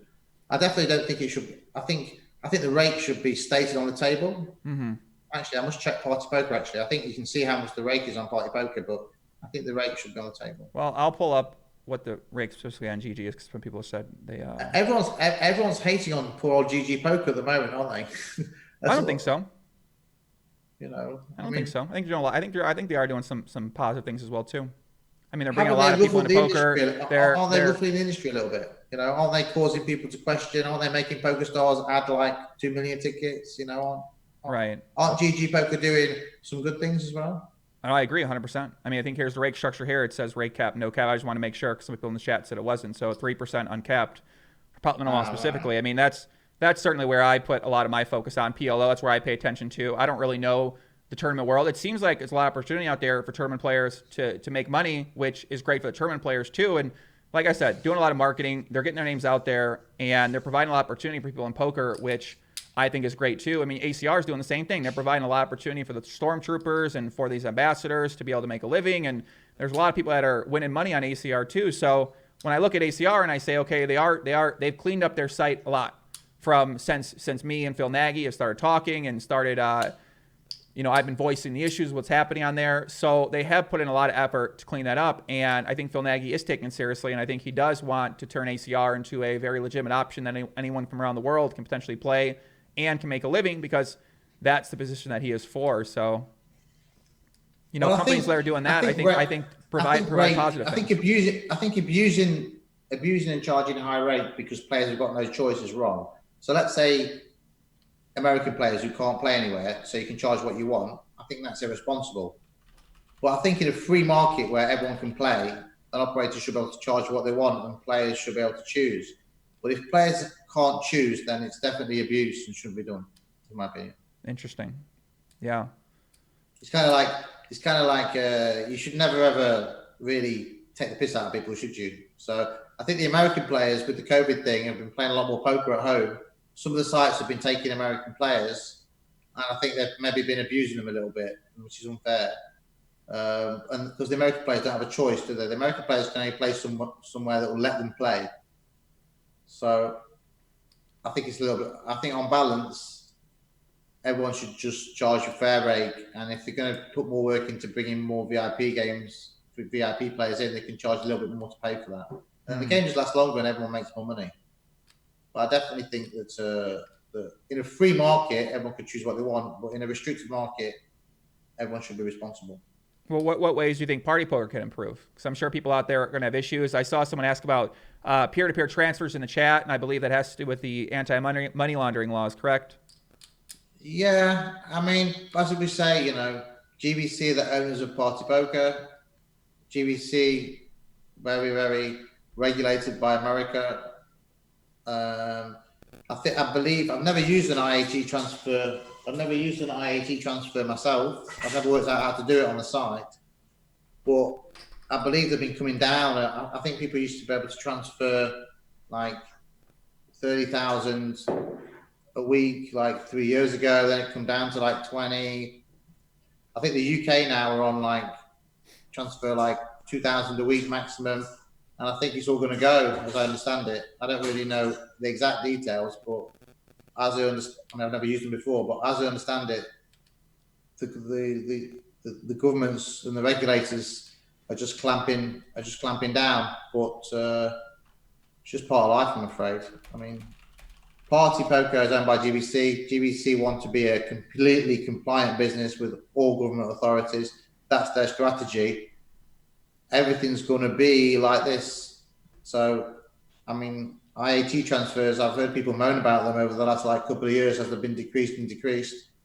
I just think that this is going to continue, and I would think it's going to be the same on poker. Whatever happens to GVC and PartyPoker, probably going to happen to Stars Group, I guess, as well, because they're now part of Flutter. So Flutter and GVC are similar outlook.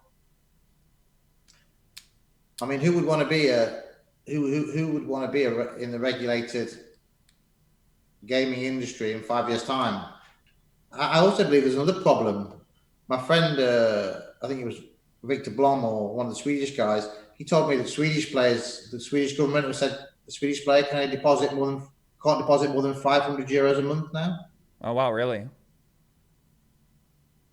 Just bring this law in, yeah. Wow. And there's also a law in Spain, a player can't play a tournament more than $200 buy-in. So what you're saying is there's Online. a market for PokerBros and PP Poker in Sweden. Maybe they need to Yeah. turn up their marketing in those places and find some great connectors there. I think we're just getting the start. I mean, what are you going to do? What are you going to do when the regulator says, I want you to do this? What company's going to say no? I don't know. What company is going to say no? I don't know. So, Flutter, which are own stars now, GVC, who own PartyPoker, these guys, they want to be regulated around the world, particularly in America. They're just going to have to say yes every single time, I think. And this is what we start the conversation. How do I see online poker going? I see online poker, as I said, four or five big kind of lesser regulated companies coming in, and I see the regulated companies like Pokerstars and PartyPoker struggling. Interesting. Is that a good thing? Is that a bad thing? I don't know. I mean, I guess it depends who the companies are that come in. Right. So yeah, I would just expect. I expect online gambling to, over the next 3 or 4 years, to become so tight in terms of like regulation. What was the question about IATs? Yeah, I mean that IATs are almost gone on Party now anyway. They're all going to go. I think in a couple of weeks. What's left of IAT permissions are going to go in a couple of weeks' time. I think it's the US and UK regulators that have asked GVC to do that. Interesting. I mean, we live in a crazy world, Joey. Me and you are talking. You can't play online poker, can you? Well, you can play global poker here. World Series of Poker, GTO headquarters is going on right now, so we can play at WSOP.com. Yeah, you can play, yeah. But you can't play against your friend in Chicago, can you? On global poker, yeah. Yeah, but is that legal? I don't know, kind of. Pretty sure it's legal, yeah. 49 states in America. It's something, I don't know, people keep putting deposit on there quite easily with their credit cards and play on there.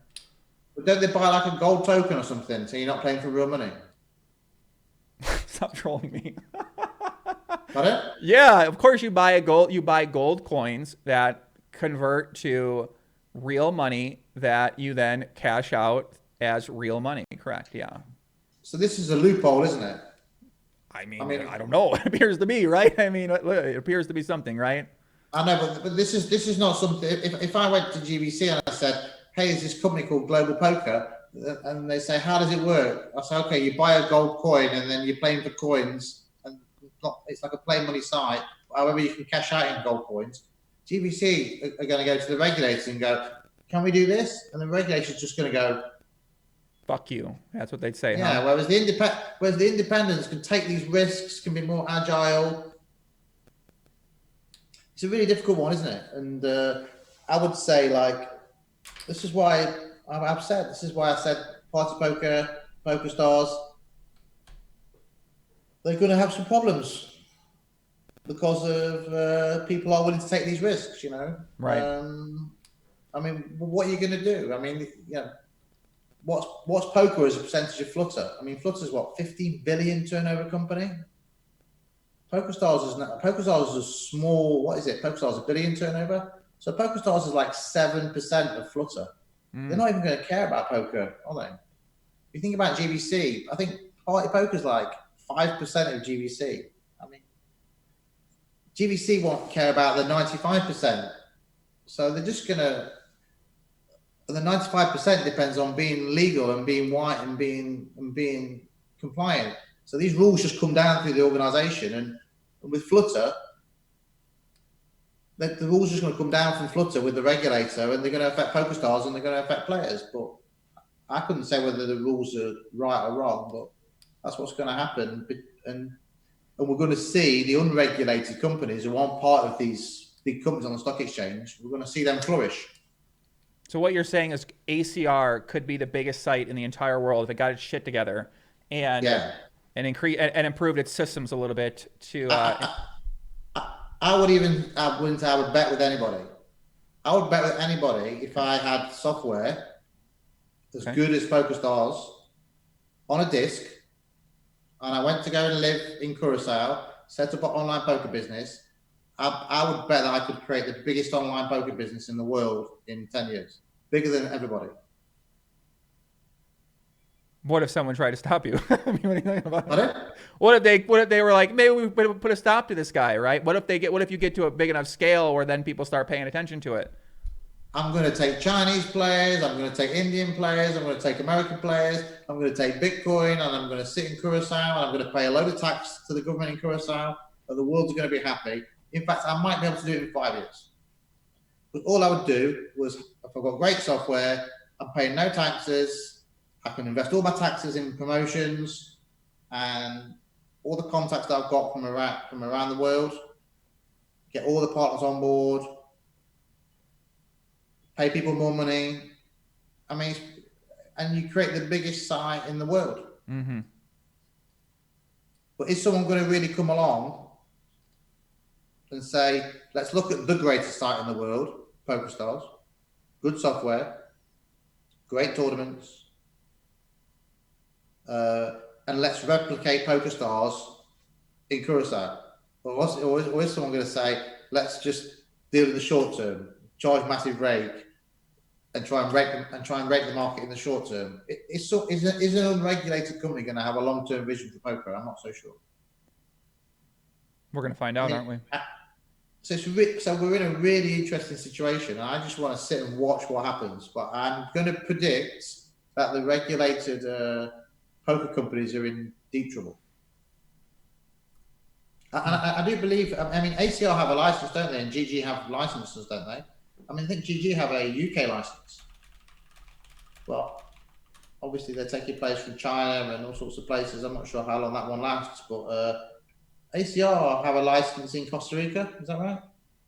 I'm not sure where their license is at. I think it's, I don't know if it's in Costa Rica specifically or if it's with the Kawanaki people. Are those people still around? Are the regulators still around? Maybe it's with them. I'm not really sure who the license is with. Yeah, I tried to research them anymore. I would say I could ring Fulnig out, go and have a meeting with him, get 100 developers, get the software great, okay, find the best place to operate legally, okay, and become the biggest site in 5 to 10 years. Okay. It's massive. If you're willing to take the whole of the global community, right, take Bitcoin and give a product the same quality as PokerStars, the product's got to be good. You just would clean up the whole poker world. So maybe that'll happen. Liquidity is everything. The fact that American players can't play on PokerStars.com and PartyPoker.com is a killer for those two sites, an absolute killer. So, as I said, I just predict the downfall of the regulated companies. When do you think this might happen? Sooner than later? Do you think that it comes over time? Yeah, I predict PokerStars are going to get crucified by GG. Okay. I think Party's in a weird position because Party is so regulated. It's not really going to lose that much market share because I think someone did an analysis. I think 27% of the players on PokerStars can't play on Party Poker, and 70% of the players on GG can't play on Party Poker. They're from countries that Party Poker doesn't work in. So Party Poker is not going to get hurt as much by these companies coming in. But I definitely wouldn't think that Party Poker can grow. I mean, let's take the old company with the gold tokens, and I'm really interested in this. I'd love to beat these people. What are they called again? Global poker. What happens when they expand this model around the world? The gold token model. Well, I think that's what they plan to do.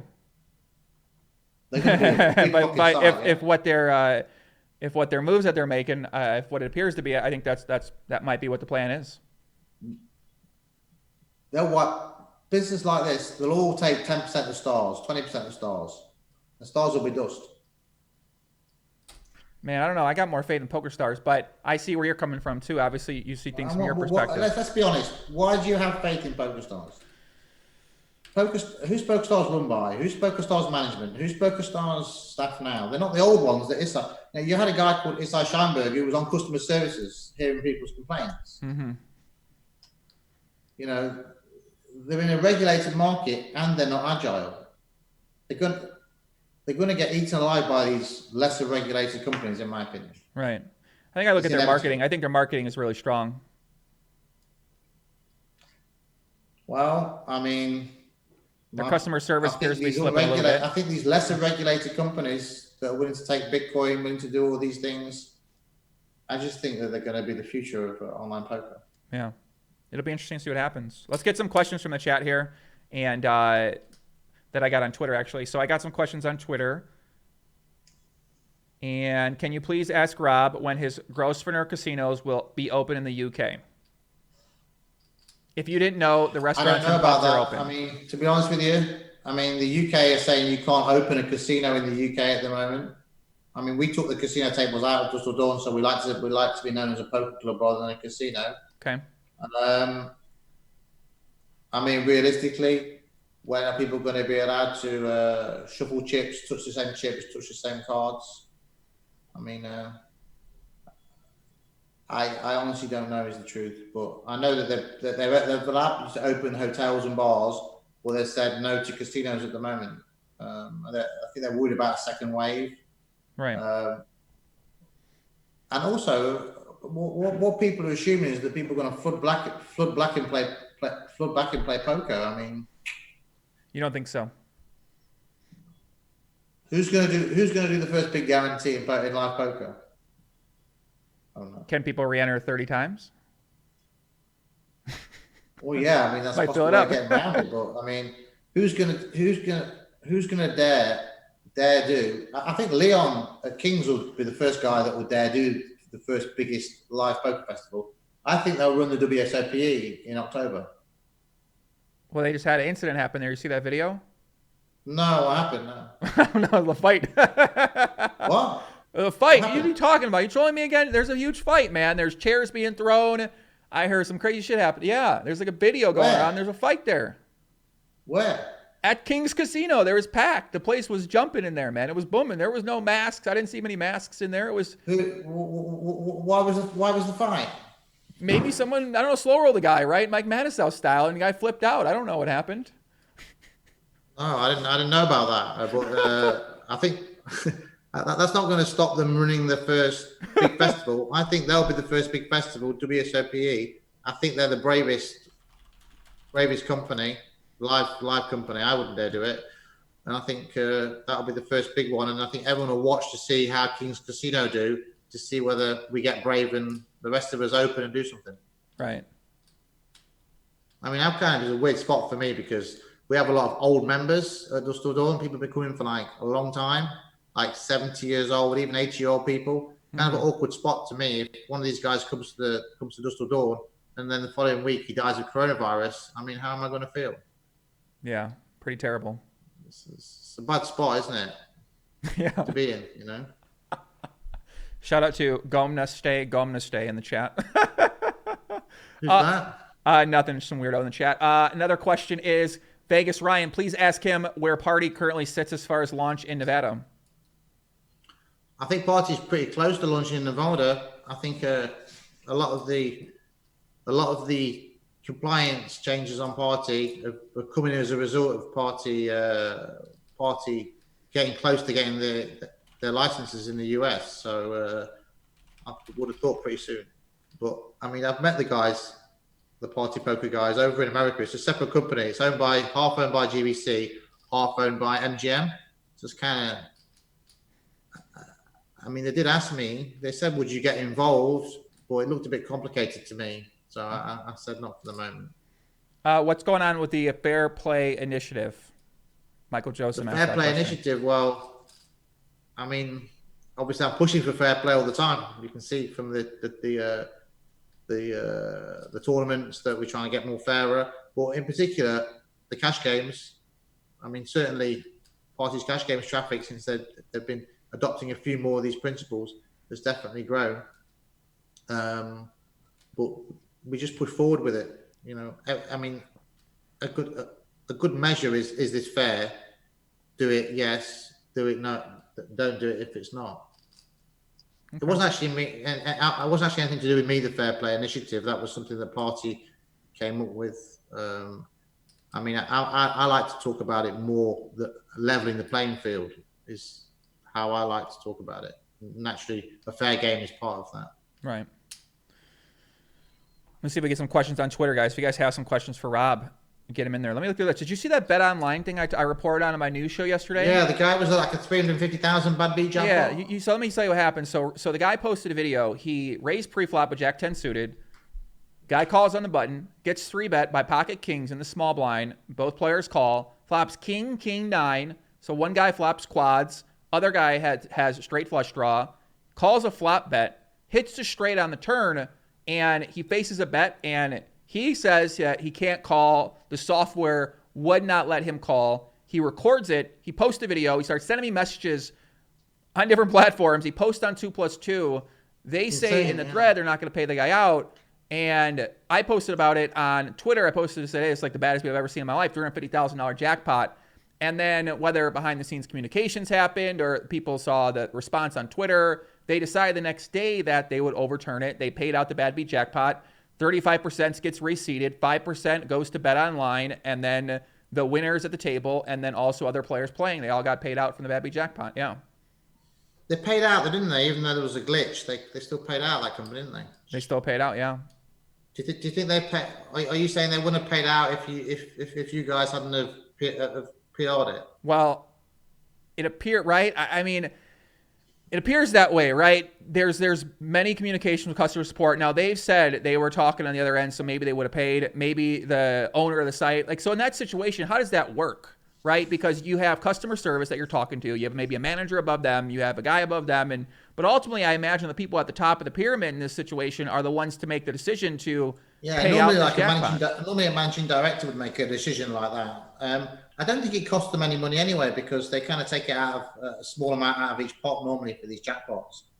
But it's kind of a weird one that the software malfunctioned and he won it. And Strange. I mean, I don't know the company. Betonline.com? I don't know. Yeah, it's Bet Online. They do a lot of sports betting, and I really don't know anything about them, really. I think it's kind of a bit weird how the moment you PR it, the next day they pay them out. Maybe that's coincidence. I don't know. You think so, huh? Well, I mean, the thing about these situations is players always want to get paid, fair or unfair. I mean, I've had a guy email me or email Eleanor, so I'm going to look at his email. He's got some dark image of him winning 1,000 on some spinning wheel thing on PartyPoker. I don't know what it is. It's a similar situation. He won like 1,000 ticket or something, and he's saying that the software crashed on him or something. I'm going to look at the email tomorrow. I've got a bunch of them, but it's difficult because, I mean, it's not like when you go to Vegas where you spin the wheel like that and you know what happens. Online, the software can crash, can't it? It's a bit more tricky. And what happens if the software crashes? If there's a blip, should it still pay out? I mean, I guess it's case by case. Yeah, I don't know much about the site. You know, I talked with a couple of guys there, Adam Burns. Shout out to Adam on there and Dave for kind of getting that situation straight out. I think it ends up being positive for these guys overall because they get some positive public relations from the situation. The other video I made had 90,000 views afterwards. I talked about them getting paid out. And I think that not every company might have done something like that too. So when you see a company that does decide, okay, we will going to take action here quickly. Now, what I imagine the site to be is kind of similar to ACR in that maybe these guys aren't necessarily trying to run the most top tier operation, but maybe there's a lot of bots on the site. Maybe their security is a little shaky. Maybe they're allowing certain things that are a little unfair in some ways, but right, they are giving players a chance to play. They're a really big sports betting site that advertises a lot in America. They employ a lot of American influencers in the sports betting industry, and they advertise on a lot of American content, including podcasts. So they are helping to spread the game in America, but I would just imagine that they're probably up to some stuff on there, and hopefully they kind of turn around a little bit. But I don't really know much about them. I don't plan to study them too much. So, well, I mean, they paid out, didn't they? The guy got paid. I mean, yeah. Would you have paid the guy out, Rob? What would you have done, buddy? Would you pay him out? I guess if the guy spun it, landed in, you got to pay him, yeah. Yeah. And on the wheel, and I guess if in terms of a bad beat jackpot, if the cards are on the table and you can see what happened, and it disconnected the guy, I think you got to pay him out. Yeah, I mean, he's not going to fold. Was it straight flush he had? Straight flush. That's what I said. Guy's not gonna lay the hand down. I mean, guy made a straight flush. The guy's got claws. I think it's just like you have to pay out based on reasonable doubt, not based on certainty. Now, I guess the site could argue that he's not going to recognise he had a straight flush, and he might fold his hand. Right. I think on the balance of probability and beyond reasonable doubt, he's probably not going to do that. So you should pay out. Yeah. So again, I think these decisions just need to go back to basics really and do what you think's right. So if you can sleep at night and you've made the right decision and you've pissed the player off, then it's okay. But I think if you kind of question yourself and you think I've made the wrong decision here, then you should probably pay out. Yeah. Yeah. I mean, I see them pay out. So my end and my things, I consider that a real nice thing to do, and I don't think every company would have done that. So for me, in terms of when I think about bet online, it makes me say, okay, well maybe I would think about sports betting on there because maybe if I have an issue, they're going to take care of it. And then once I find out they might not take care of those issues, then maybe I change my tone. But I think from my standpoint, right, I appreciate the gesture. Yeah, and obviously people like you raising awareness is a good thing, but it can also be abused. So people can come to you and you look and try and get advantage over the operators as well by almost shaming the operator into paying out. So right. It's kind of a balance, isn't it? I mean, one of the things on the social media now. You're talking about a lot of things like this. I know people that have got like 1,000 social media accounts, and how they make money. They set up these 1,000 accounts as genuine people. They build their followings. There's ways you can build the Twitter following and etc. They build the followings up. And then let's say they go to a competitor. The competitor will pay these people to smear somebody. So it's a very dangerous kind of situation that we have on at the moment. That I think Donald Trump calls it fake news, doesn't it? But right. I think like shaming the operator to pay, unless you really believe that the operator's done wrong, is kind of a bit wrong as well. So it's not. I mean, so what do you think qualifies as shaming in that situation? Do you think posting the video? It's bad PR, isn't it? So you can just create bad PR. Like let's say Pokerstars do something wrong, mm-hmm. Or that a player thinks is wrong. Next thing you know, all the haters are out, and they might not have done something really wrong, but they end up paying out because the cost of the PR is worse than not paying out. I really don't like that. Right. Yeah, I mean, it appears to be that's how a lot of things work in a lot of other industries out there too, especially with people on social media these days. Is that? Yeah, there's like a cost to it. So say you're a business, and you can say bad PR is going to cost me $5,000. This customer is asking for $4,999. Instead of getting bad PR, even though the operator's in the right and the customer's wrong, you're still paying the $4,999 because the bad PR from it is going to cost you $5,000. Yeah, I really hate that because it means people are making not the right decisions. They're making business decisions on it. You know? Right. Well, I mean, I guess that's really what's happening in America right now. Is you have these companies being forced to change their regulations, change their rules because advertisers are not going to advertise on there anymore. Sports teams are being forced to change names. Towns are being forced to change traditions because people are upset and they think these things are unfair, and they're getting these movements together. And I'm sure it's definitely backed by a certain, I mean, listen, it's a whole nother subject altogether. But I think that's what the trend we're seeing is that if people think that something is wrong and somebody's doing wrong by their customers, then they're finding out that they have influence. What would you do? Let's say you had I saw that video you did the other day called Joey Stars. Let's say you had Joey Stars, and let's say a customer said to you, I got disconnected or whatever. I want you to pay me $5,000. Yeah, and you said, hold on, X, Y, Z, blah blah blah. We're going to compensate with $1,000. That's what we think is fair. Okay. And then the guy said, okay, I'm going to troll you and troll your company. Okay. And it's going to cost you. I'm going to cost you $20,000 worth of business because I'm going to spread all these rumors about you, make people get all the haters together. Okay. Would you just pay him the $5,000, or on principle, would you stick to your guns? I'd invite him on the podcast. We can talk more about it. You haven't got a podcast here. You're running. Well, I still have a podcast in this situation. I'd invite him on. Let's talk more about it. I mean, maybe I'll make his argument, right? Maybe the guy's got a good fucking point. Maybe we give the guy double the money. Maybe we put him in a big tournament. Maybe put him on a televised cash game stream. I want to see the guy play a little bit. What I'm saying is there's customers that are professionals at this. Right. Makes sense. Their job is to go. It's a professional industry. Their job is to go and buy a product. Let's say you go and buy some shampoo. They put like something in the shampoo. They send it back and say, I found these stones in the shampoo. I want some compensation. The company says no, so he's going to post or arrange to post millions of pictures of the shampoo with stones in it. And that's maybe it's an example, but it's an industry.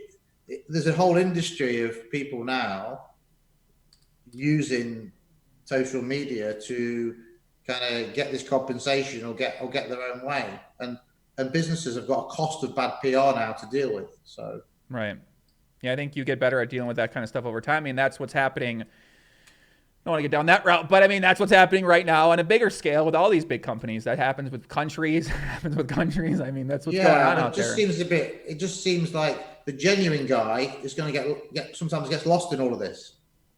I'm sure he does. So let's say a genuine guy's got a genuine grievance. The company just thinks, he's another one trying it on, and he might not be one of these other bad guys. You know what I mean? So I agree.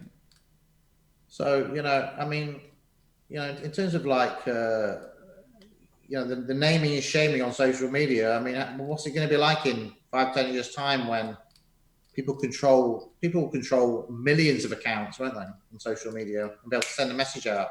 So in a weird kind of way, I understand like Donald Trump's always moaning because people can get news out and get negativity out really, really quick, can't they?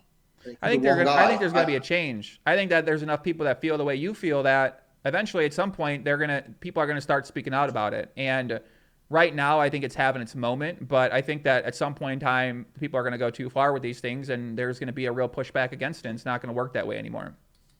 Yeah, but it's difficult, isn't it? It's a very difficult situation with getting back to the poker industry. Pokerstars, there's a lot of haters against Pokerstars. They're the big beast. They do like one thing that might be a little bit not great, and everyone just jumps on them. And I think there's some orchestration. What did they jump on recently? Well. I mean, I haven't seen them do anything really, really recently. To me, when I'm looking at what they're doing, it seems like they're putting on some great tournament series. They're giving players a chance to win some money. They're coming up with some new formats for games, whether they're beatable or not. I haven't delved enough into them. So from my standpoint, they're giving these Twitch guys a chance to really grow their followings and to give away a lot of items to their audiences and get them on the site.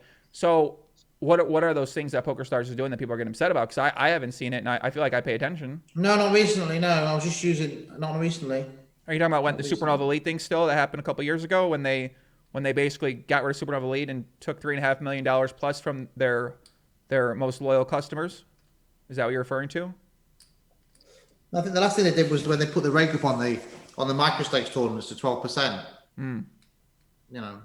Yeah. But I think generally, what I'm talking about here is sometimes it can be like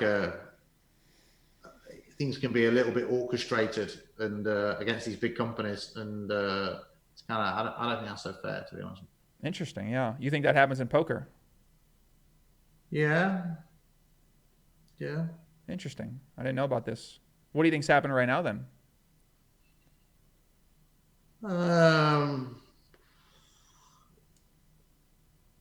Not much. I mean, poker's. I don't think much of it's going on in poker. Mm-hmm. I think controlling the space, the social media space is important for these poker companies. So I think a lot of influencers are being bought up by some of the poker sites to represent them. They're all being bought up. No, I mean everyone's being. Is everyone being bought up? Right. I mean, I guess I always like the way that you're independent. Whenever I said let's do something with you, I've always said the important to you is independence, isn't it? I mean, I do hear there's quite a lot of people getting bought up at the moment, you know, to say stuff. And Yeah, I think anytime you probably I know more like to than work me. with a company, if I talk with you about doing stuff with Party Poker or now with the upcoming World Poker Tour stuff, I try to say, okay, well, it doesn't necessarily mean I want to stop talking about the whole entire industry, because I think there's a lot of great players out there who are sponsored by all the different sites and some are not sponsored. And what I like to do in my position is I like to feature the great players and feature people that I like to talk to and feature companies that I like to support, like a Run It Once or like a Party Poker as well too, and even PokerStars to some extent. I mean, I Yeah, feel what like it wants. they're The Phil Galfond guys. I mean, I've not spoken to Phil for a bit. I mean, how's the site doing? I think they got up some traffic through the Galfond Challenge, but they only have cash games, so it can only really go so high. So in terms of how their traffic's doing, I'm not really sure right now. Well, that's a non-American site as well, isn't it? So American Non-American players site, can't go yeah, on that. yeah. Yeah, it's very difficult. I mean, if you think so, Phil's set a site up and he's obeying by all the rules, and he's starting it from scratch. Mm-hmm.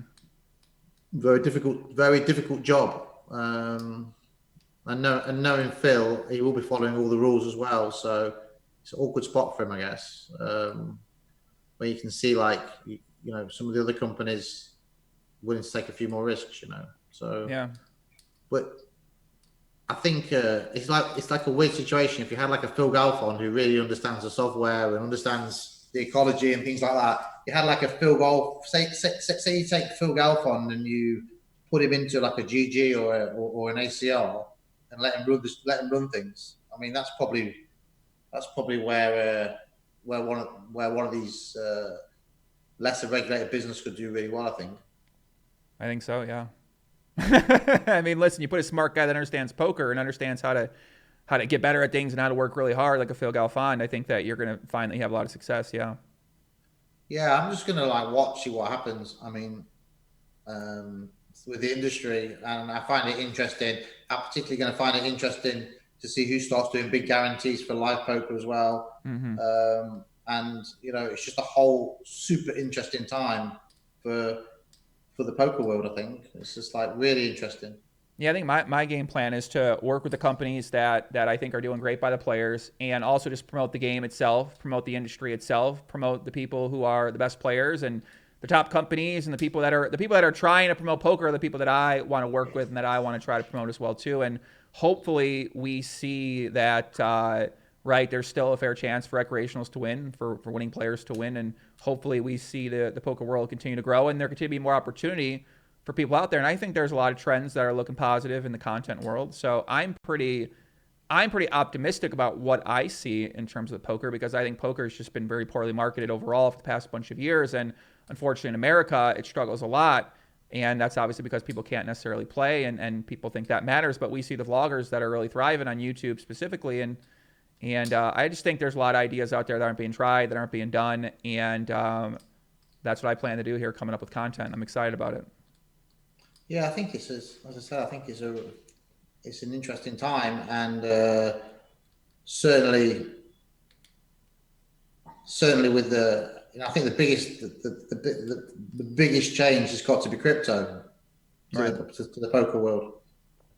I think it's going to create the barriers to entry for other sites to open and become successful quicker.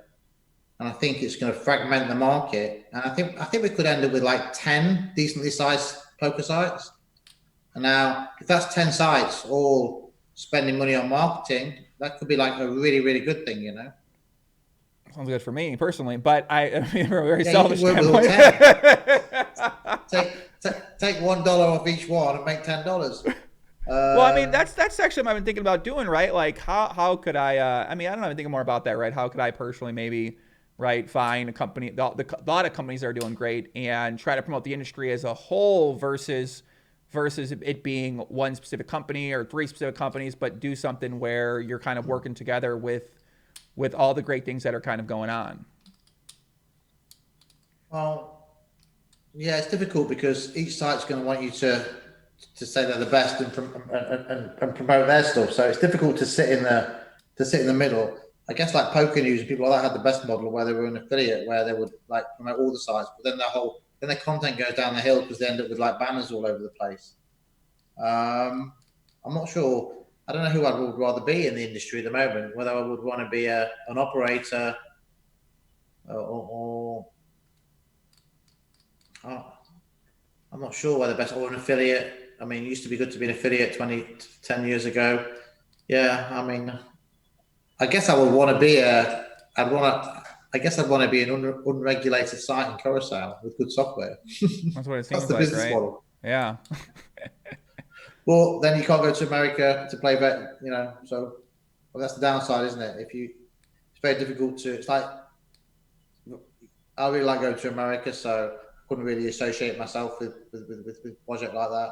So, it's definitely interesting times. And like, we're going to have these 3 big series. We're going to have the WSOP online. We're going to have the WPT World Poker Championships.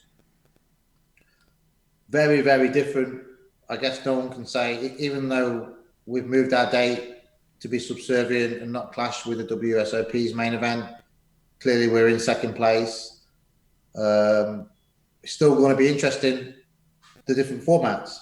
Then you've got Pokerstars we don't know what Pokerstars are going to do. Pokerstars are doing this stage. Pokerstars been doing a series every month for the last 25 years. They keep announcing another one. What are they going to do when WSOP's on? I mean, they've got WCUP in September normally. I mean, are they going to move WCUP earlier? Are they going to do an EPT online? Who knows? Mm-hmm. But I mean, three companies seems three companies doing 3 big series seems a bit overkill to me. I think maybe everyone should get together and maybe like agree to not clash with each other. You think so, huh? Isn't that frowned upon Never in some happened. businesses? Isn't that frowned upon in some businesses, in some areas of the world, where if the top companies get together instead of competing and trying to put out better product for the customers, they get together to agree to not do that? I think like not scheduling the series all at the same time is maybe a good idea, Yeah. But I think imagine if there's like 5 companies. Imagine if it ends up, I'm going to predict there's going to be 5 companies at least, aren't I? So imagine there's 5 companies.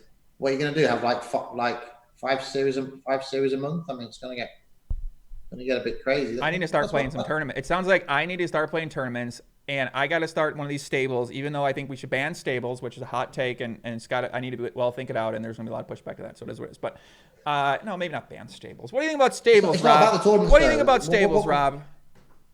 What the tournaments do is they bring traffic onto the site, and then these players also play cash games. So it's not just about the tournament. Right. The sites aren't running these big series for the tournament. They're running it for more traffic for the cash games, more traffic for the spins, more traffic for the sit and goes. So it's like an ecology thing. It's like where the Bellagio do 5 diamonds, they're not thinking just about the 5 diamonds tournament. They're thinking about the baccarat, the blackjack, Makes sense. Cash games. The tournament brings the traffic in. It's like the promotion. What do you think about poker stables? Poker stables. Well, I mean, I like them. I mean, I think they're good. I think obviously they've got a stigma in terms of, are people colluding? Are they sharing data? Are they having one of the top guys sit there in the other room waiting to tap in, stuff like that? Yeah, I keep hearing these stories like there's these stables in certain countries where they've got like 5 pros and they take them over when the guy gets to the final table, etc. But that can all be stopped. I mean, technology can stop that. You can, if you're playing a tournament and I take over, technology can tell that I've taken over. So, yeah, I think poker stables are good, are a good thing as long as it's just a group of players, isn't it? I mean, why would you say a stable's bad? I think if a lot of the stables are working together, and if they're colluding together, and if you have people taking over accounts or taking over systems, or if you got 10 guys in the house. Well, that's not a stable thing, is it?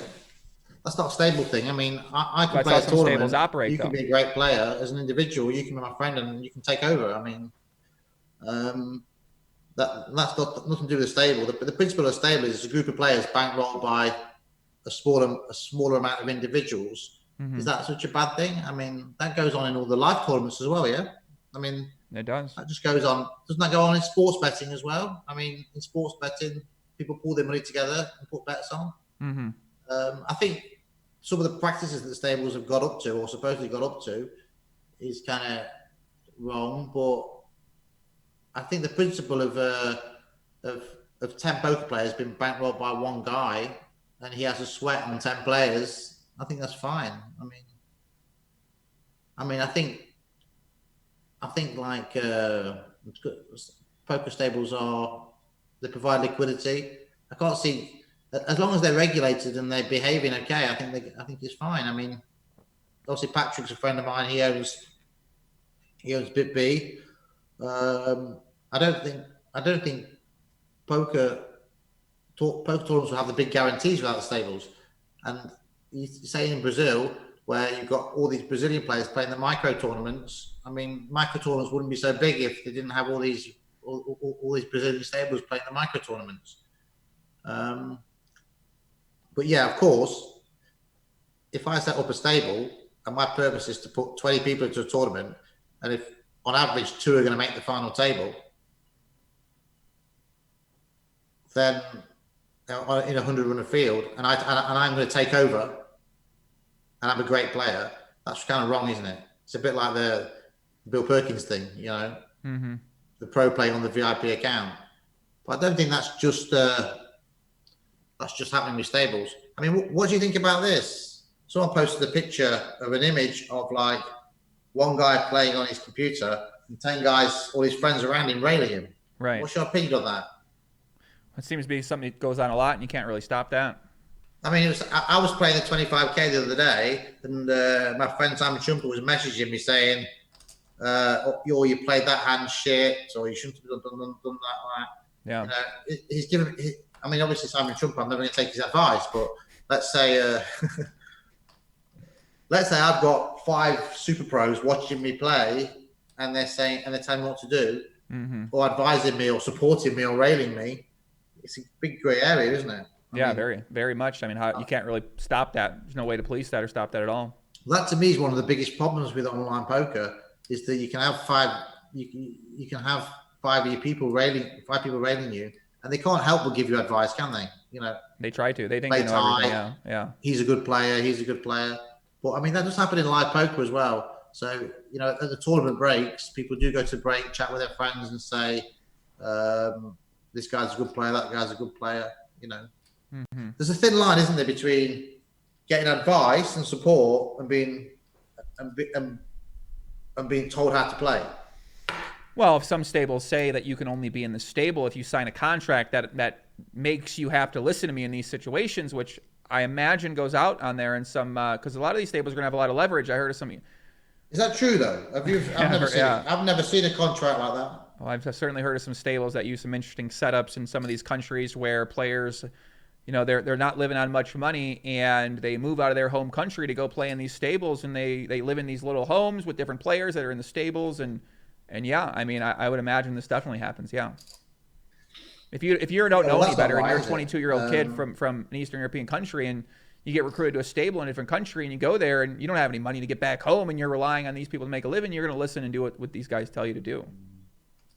Yeah, that's the big weakness about online poker. With online poker, because it's not face to face, there's always the risk that people can abuse it, and it's definitely a weakness. I mean, I guess we could all play on webcams, and the rule could be you can't have anybody else in the same room as you. That would fix it, yeah.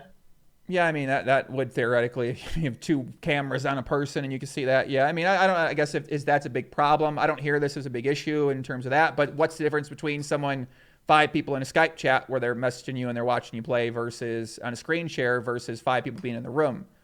Really, I think one of the biggest things online poker needs to do is reduce decision times. I could see that. Yeah. So by reducing decision times, it reduces a number of things. Obviously, people who play 10 tables are going to really not be happy about this. But in my opinion, online poker, if it reduces decision times, it's really difficult to get people coaching you through the game, and very difficult to use solvers. And basically, you're talking about game assistance, aren't you? So game assistance while you're playing could be a bot, it could be a solver, it could be a professional player telling you how to play. I think by screwing the decision times down really low, that's the way forward. But I don't know whether sites dare do that, because that's going to piss off the high volume players who are playing 12 tables, isn't it? Right. I mean, that certainly could be an option. We see that in other games where there's more of a speed element to it, and I mean, maybe it needs to be more of a verification system in some ways. I don't necessarily think you can do this at scale unless you have a really good system in place to be able to consistently verify the players and double check in winners and all these kind of different things like that to make sure that what's happening is going on in line. But you would need a very good security team. You'd have to have good systems in place. You'd have to have very knowledgeable people about the game of poker and about players' habits. So I can understand why this would be a challenge for a poker site to operate on. You just need to know a lot of information. You got to work really hard at it. I think it could be. I definitely think, like, screw the decision times down to as low as possible. Give like a decent time bank, so for the genuine guy who times out, gonna go a long way. But that's gonna mean people play less tables. Right. I mean, it could be like a fluctuating time bank system where if you have someone who has shown themselves to struggle with this and they're a recreational player, then potentially they get a bigger time bank, and then certain players who have shown themselves to be professionals or anything like that, maybe it's something like that. I mean, there's obviously a lot of ideas that you can throw around in this instance, and are all those ideas feasible in the software itself? That's questionable. I don't really think about these things a lot, but I'm sure if I sit down with a bottle of water and some PEDs, right? I'm gonna figure out some solutions to these kind of things like that. And I think anything like that, but at the same time, you need people that are trained. Pretty hard for you. If you think about the solvers that I've seen, pretty hard to find a solution in 10 seconds decision time, isn't it? It's even pretty hard for your friends to tell you what to do, So I'm not saying 10 seconds is the right number, but I definitely think screwing down. I think Brian Hastings, I've never met the guy, but I think Brian Hastings and another guy, one of the Greenwood, Sam Greenwood, I saw comments from them saying you've got to bring decision times down. And I know Makita spoke to me the other day and said you need to bring decision times down. But obviously, if you go to PartyPoker and say bring all your decision times down, then they're going to say, well, what about the guy that's playing 6 tables? Right. We need him. So there's a conflict between these things, but I think it's inevitable that would be a help. Wait, why did you keep laughing? I made a joke about a bottle of water and some PEDs, and the guy in the chat said he loves it, so I'm just laughing. I'm just laughing about that.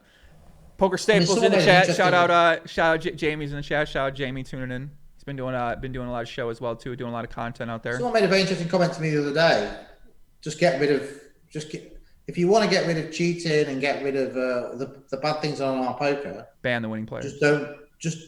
Just run micro stakes and super low stakes, and don't run the high stakes stuff, and then it won't be worth people doing it. I mean, obviously, that wouldn't be a good thing for people who like to play the higher stakes, but that's true. I mean, then you'll have people that don't need to make that much money, or they'll figure out ingenious systems. I don't know, man. Kind of seems fun to join that side of things too. There's a lot of opportunity for these guys out there, man. I don't know. These guys have to figure out. It's like a little cat and mouse game. These guys play with the operators. They go, all right, they do that, we do that, and they do that, we do that. I don't know. It seems like I can understand. Maybe I need to go spend some time with these guys, man. Well, I do know a few. I do know a few of the people who run some of these networks. I mean, it's kind of fascinating stuff hearing about it. It's an interesting time. I'm just looking forward to watching as a bystander to see what happens. Obviously, I know the guys at Party, so I can talk to them and ask them to do stuff. But it's just a really interesting time in the industry to see what happens, both in so many areas. And what I predicted. I predicted Since the market's going to fragment and the lesser regulated operators is going to get stronger with the growth of crypto. So you're saying I should partner with ACR? Are ACR that bad? I mean, everyone's always nailing ACR. I mean, what do they do that's so wrong? Don't they put big tournaments on? And doesn't Phil Nagy go on Twitter and talk to people? And I spoke to him a couple of times. He seems a reasonable guy. And okay, he might not have 100 people in his security department, so he gets a few problems. But do we think that ACR got bad intentions? I don't know. You don't know. Don't know, Rob. It's a great question. Don't know. Well, I think that they're overmatched. I think that maybe while Phil Nagy might not have bad intentions, there's plenty of other people who facilitate their bad intentions through Phil Nagy's operation. Whether he himself is specifically linked to the potential bad intentions, don't know. I mean, the guy comes across as passionate, yeah? Very passionate, yeah. Overmatched in some areas. I think he tries to take on too much and tries to handle everything himself, and maybe doesn't employ the best people around him necessarily in a lot of these areas because it's hard to find a lot of these people. And this is what he's talked about, the security issues in terms of with developing systems. And I think that he's working at it, and he never put as much focus on it in the past, but I think he's a hardworking guy. And I think if he does put focus on it, he'll get better at it. Yeah. Okay, let me put you on the spot. Let's flip it in another way. Okay. Let's give a mark out of 5 who's got good intentions for poker. Forget out 5. The fact that someone's got some bot problems. Forget who sits down and says, I want to make good decisions for poker foremost, rather than making decisions for themselves. So mark out of 10. Let's start. PokerStars. You can't think about it too long. I don't think so. I mean, yeah, maybe it's a balance with that. I don't think so, though. No, I don't think so. Out of 5. Who? PokerStars. What's their mark out of 5 for caring about the game? Wow, it's a great question. I mean, who? Well, you're always asking other people questions. Right, I know. I don't know. I never thought about it with PokerStars. It's a good question. What's your guess? What's your mark? Business versus care about poker. Yes. 1. Bloody hell, it's a bit harsh. ACR. Phil Nagy himself. ACR. 3 or 4. So there you go. You're slagging ACR off. No, and you got to understand. The reason why is because I think that they're the only people that really provide this service to the American customers. They're willing to give Americans a place to play. Okay. And okay. They should be harder on them. 888. You want to stop it. Stop it. No. Mark out.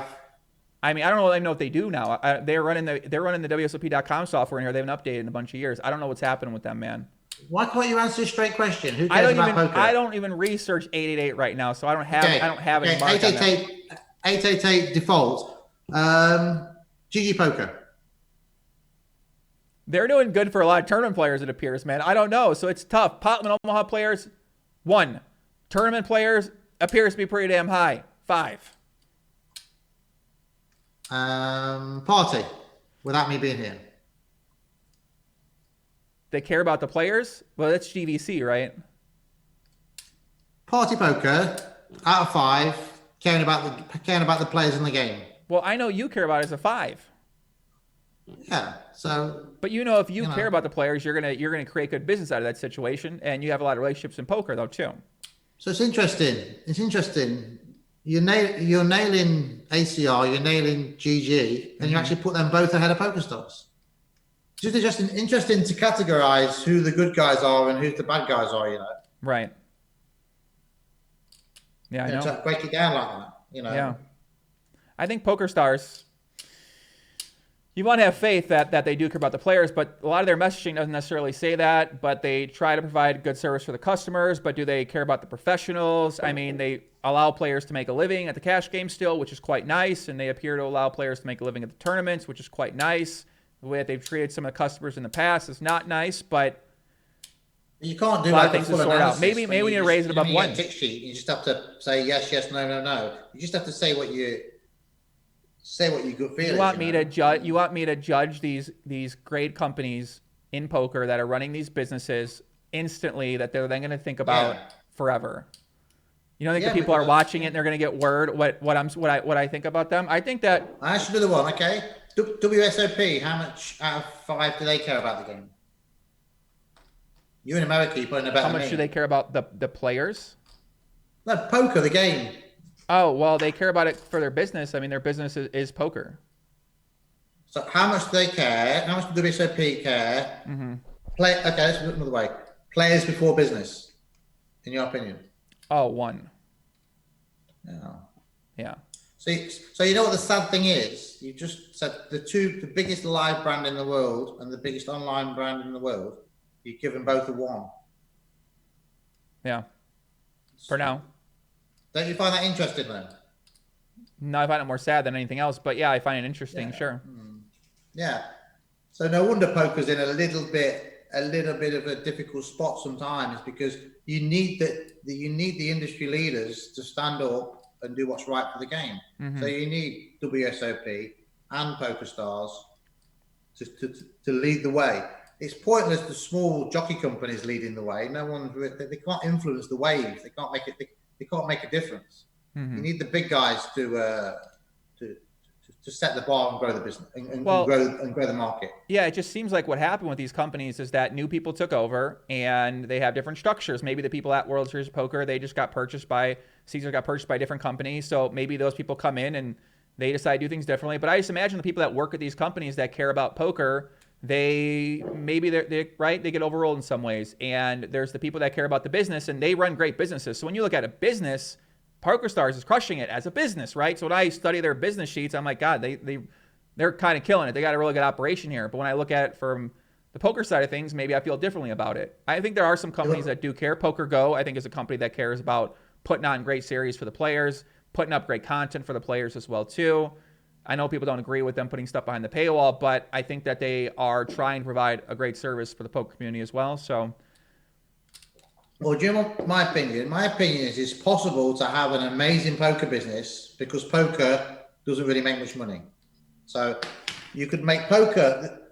Say if you're a big company, you can have sports and casino and poker, and you can say poker is my acquisition tool. I'm going to make poker absolutely brilliant, do all the things that are right for poker, and I'm going to get all the money back on casino and sports. So, and my opinion is that could actually happen. You could have, companies could say poker's an acquisition tool. Let's make poker absolutely amazing. Let's look after the poker players. Let's really not worry too much about how much money we're going to make out of the poker business. Let's make that grow because we're going to get it back on casino and sports. So I think poker's in a unique position in that way. That if companies embrace that principle, poker could do really well. So I think it's like in a good spot. So I actually think you could break even on poker or maybe lose money on poker, but be really, really busy and make it all back on casino and sports. So treat poker as a marketing tool where you're not having to take so much money out of the poker side because you're getting it back the other side. So I think poker could be in a really good spot if these companies positioned it as that. right. You get 1,000 poker players through the doors in a live venue, 10,000 poker players through the door in a online site. Do what's right for the game. Keep the poker going. Keep promoting it, and you're going to get it back on your other products. Mm-hmm. I actually think that business model makes more money in the long term, rather than killing the poker side, trying to rinse the poker side. Well, who's exact? Because we thought PokerStars would kill their poker site, but they're not. It seems like they're continuing to invest. They're continuing to invest in new game types, and they're trying to have one of these game types pop off, and then maybe that becomes a new model of way that you might play Hold'em, or you might play some other variation of Hold'em. So it doesn't appear they're not really doing that. I'm not really sure what PokerStars are doing. As I said, my prediction is that PokerStars. My prediction is that PokerStars is going to go down. So I think whatever games they come out with, whatever they're going to do, I think as I said, I think my prediction is that the lesser regulated businesses are going to chomp PokerStars. Wasn't PokerStars trying to expand in America right now? They're trying to get into Michigan, one of the first in there, and that's going to be more states will be playing together. Yeah, but PokerStars got bad actor provisions, haven't they? In America, after staying in there, some states don't forgive them. More tricky for PokerStars. I mean, I definitely wouldn't want to be betting on PokerStars in the future. Mm. I mean, everyone's got opinions. I always watch Mike McDonald. He's like a really good, smart guy, taking bets and things like that. I mean, he'd probably have a view on it, but you know, I mean, I definitely bet. I'm definitely betting against PokerStars, and I'm betting for these coin. What's the gold coin site called? Global poker.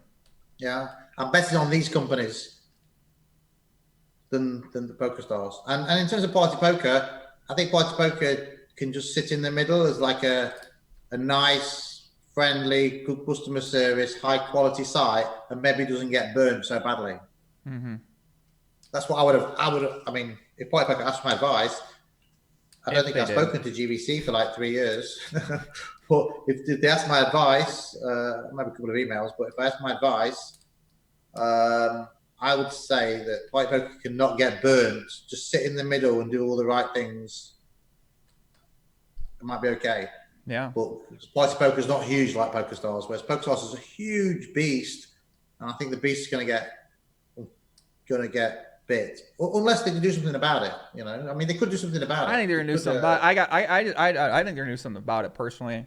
But I understand what you're saying. I Is don't know. that person there who can do Phil something about it?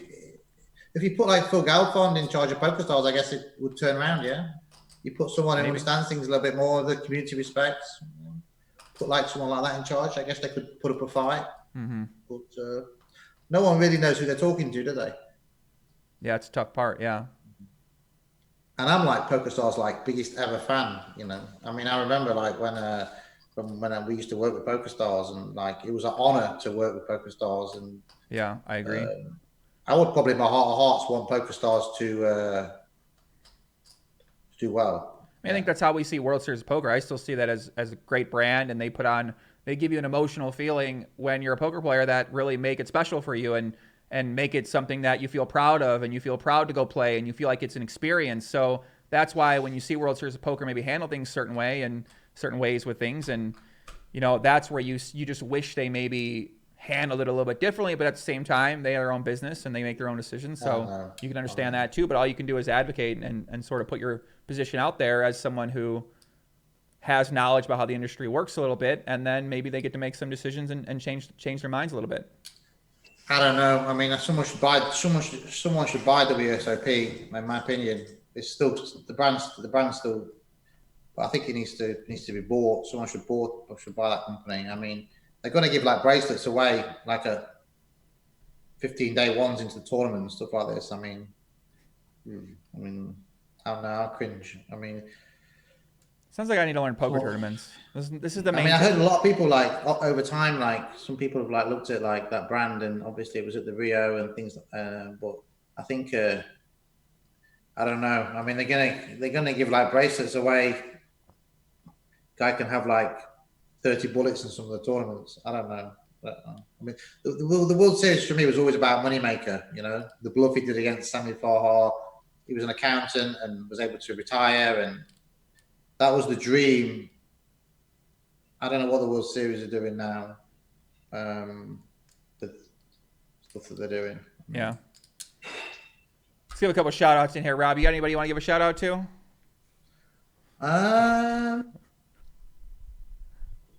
Give a shout out to Skylar D, who's been busting my balls on Twitter for 2 years about like he's got like a business plan for recreational players.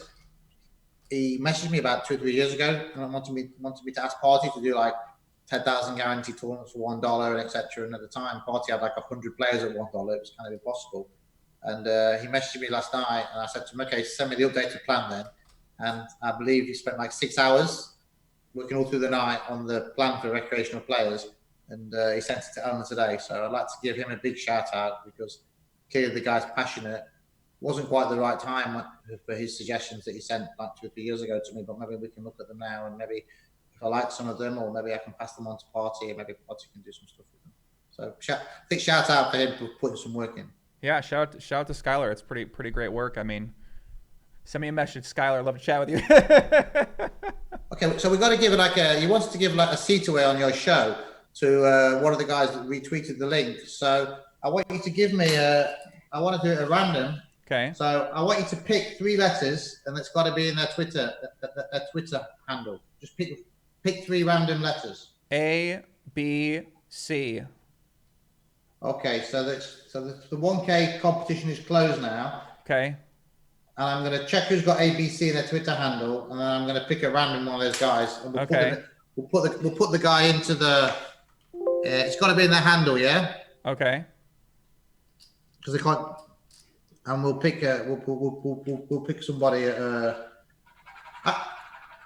We'll pick somebody at random and put them into the 1K 5 million guaranteed tournament. I mean, that's a big tournament. Do you think I can give away a $100,000 super high roller? Guaranteed. I mean, there's some big sweats coming on this WPT, but I like the tournament. I like the series. I think it's going to be enjoyable. Do you think I can give away a $100,000 super high roller seat? Say again, my friend. Do you think I can give away a $100,000 super high roller seat for the WPT super high roller that's going to be happening? What you want me to give one away? You think you think we can give one away? Not right now. I might. I tell you what I'd like to do. I'd like to do a satellite for like into that. Okay. Where someone wins it for like $1 or something, but I can't work out how to do it. Well, that would be cool. Don't most people do like ladder systems? Isn't that what all the sites do? They do step 1, step 7, step 55, and stuff like that. Yeah, they're a bit painful though. I kind of like the idea that someone could win it from $1. We did it once for some Caribbean packages. I mean, I think that tournament's at the end of the series, the 100,000. I think it's 5 million guaranteed. Yeah. I mean, we hit that for Super High Roller Bowl, so I think we can probably do it again. I mean, this WPT championships is really, really interesting. The way that each week changes. So it's 6 max week, knockout week, 8 max week, mixed match week, main event, mini, high roller week. It's like 6 series in one rather than one festival. So actually the first 2 weeks are PLO. So although the series looks long, the first 2 weeks are actually PLO. So high-low knockout. I don't know who plays these tournaments, but they seem quite popular. Is Mexico still blocking America? So I can't go to Mexico and Canada to compete. I mean, listen, first of all, you guys, whoever came up with the whole PLO Poker Masters thing I did commentary on, you know, I wish it was a little more announced in the future so that the Potland Omaha players could have had a chance to maybe relocate and work on some combinations to go play that tournament series and then the smaller buy-in events too. So, yeah, that's how I feel about that. I think the PLO is much more popular than people perceive. Bro, oh my God, are you kidding? That's what I've been saying. I've been saying that for a while. People, this great game. When they did the PLO Poker Masters, obviously they had some issues with GVC. Obviously wanted to make sure that all the high value accounts were everyone had to have their documents, which is fair enough. So we missed a few players out on that, and we had some problems with the Swedish and Norwegian players who couldn't deposit. But the lower buy-ins, the mini versions, all flourished, didn't they? That was interesting. I mean, they were guaranteed like 50 runners. They're making like 150 runners. And so it's going to be, for the WPT, for the first 9 days, it's all PLO. I think there's only 2 no-limit tournaments. It's going to be really interesting to see how that does, because we've never, Party have never done a PLO series before. So for the first 9 days, it is PLO.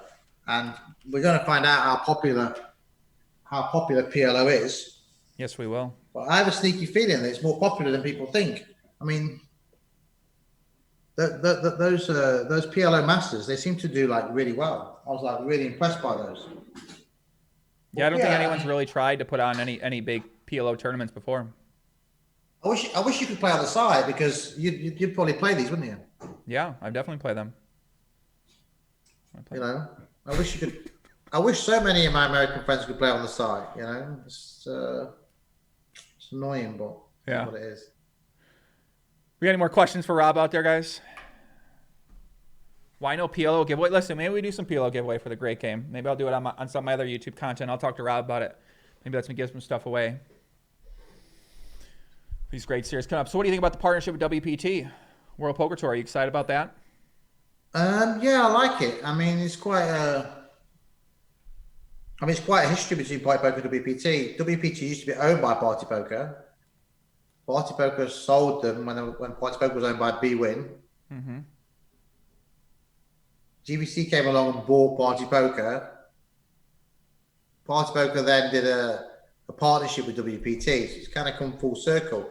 I mean, I've got to be honest, these WPT guys, I would, in the ranking between 0 and 5, I would rank pretty high that they care, Yeah, I mean, they're one of my favorite companies in America, yeah.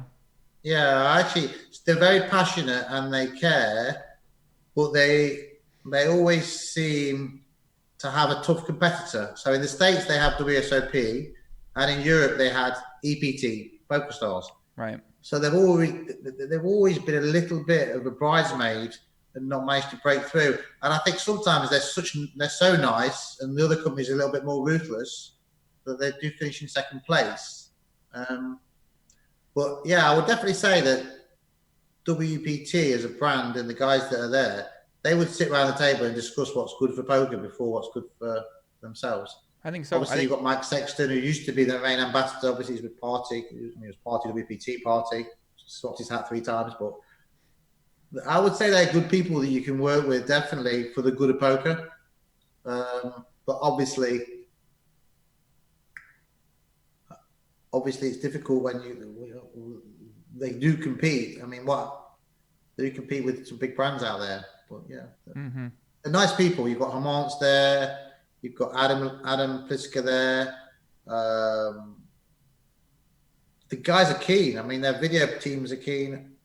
I'd like to see PartyPoker extend their partnership with WPT and commit for a couple of years. But obviously, I don't have a say in these matters, but I would advise it. Makes sense. I think WPT is a good brand. Yeah, I think they do a lot of really high quality content out there, and the production, the shows they have is quite high. I think they struggle in a few areas when it comes to marketing, but I think the actual product itself, in terms of what the customers appear to enjoy about the live tournaments, they really enjoy that. And then also just the final tables, the kind of what they bring to the table, I think is really high. The relationships they have with mainstream media here, to be on Fox Sports and all these different kind of television stations, to be played in local pubs, I think that's really good for their brand as well too. So yeah, I think they yeah. I think the mistake they made was to dilute their brand too much a few years ago, because they wanted to get more license fees off the casinos.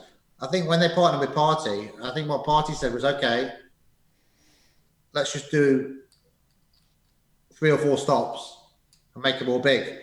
And I remember when WPT did WPT Barcelona 4 or 5 years ago, they got like 250 players. So my friends, when we went to my friends at Casino Barcelona and said, hey, do you want to do WPT? I said, well, we only got 250 players last time. So we said, okay, we'll guarantee it at 3 million, 3K buy-in, 3 million. And they were like, okay, we'll have a WPT. And it made like, it got 1,600 players. So it went from 250 to 1,600 with some support. What does that tell you? So I actually think the WPT brand, they love television, is a good brand to support, because they like television, they like promoting poker, but I think it works better, as WPT works better when they've got strong live partners and strong online partner. I think the brand needs the 3 things. So I think you need a WPT brand, strong online partner, strong live partner. I think add those 3 together, you can create something special with the WPT brand. So I hope Party have a successful WPT World Poker Championships online, and I hope that makes them think, hey, we should maybe work with WPT in the future. Well, what constitutes a successful online series? Is that just hitting guarantees, or what exactly equals that in your eyes? Well, of course, hitting guarantees is a measure, but I also think the feedback is important, because this is a very high quality series. So I think the feedback from the players is important. Not just hitting the guarantees. Right. So I think the general feel. I mean, it's so unique to do this type of format where you have a week of each discipline, side events, and then a main event. And then you say, right, we're going to do a week of 6 max now, side events, and the main event for the 6 max. And then we're going to culminate in the main. I think the feedback from the players of doing a series like that, which caters for the different people that like different things, is going to, we're going to know. I mean, you know, we know players are pretty quick to complain about things. So I think having a feeling about how well it runs, about how they like the brand, I think if people support the WPT Online World Championships and Party see that, I think Party much more likely to want to work with, do projects with WPT in the future. Yeah, makes sense. I mean, I think it'll be successful. I think that there's going to be a lot of attention on online poker with all the series going on. I think that GG put on World Series and promoting their events is going to help out the World Poker Tour putting on events with Party, and it'll help Pokerstars out putting on their summer series as well too. Yeah, well, we didn't know that. Obviously, we didn't know that the WSOP were going to run their series. I mean, we pulled out the process to run WSOP back in March. We always anticipated that the plan was always to run it in May at the same time as the World Series. So by the time it got to May, you really start to question whether they do it. And if we were going to do something in the summer, we had Party and WPT had to announce it. So we kind of announced it and took a flyer, and then obviously WSOP released their schedule, and it clashed with our main event on the exact week. Yeah. So obviously we've moved that. So that we end up in a situation where there's 2/3 series running at the same time, which wasn't ideal really. In hindsight, if we'd have known the Pokerstars and GG/WSOP were going to run it, I don't think Party and WPT would have choose to do it. Yeah, makes sense. But obviously we were first to announce. We probably didn't think WSOP online would happen when we pulled out. So you now ended up with 3 series running similar. Well, 3 very different series. I mean, the WPT World Championships is nothing like WSOP. WSOP is nothing like the Stadium Series. Summer Series or Stadium Series? Stadium Series. It's called Stadium Series or Summer Series, yeah. Okay.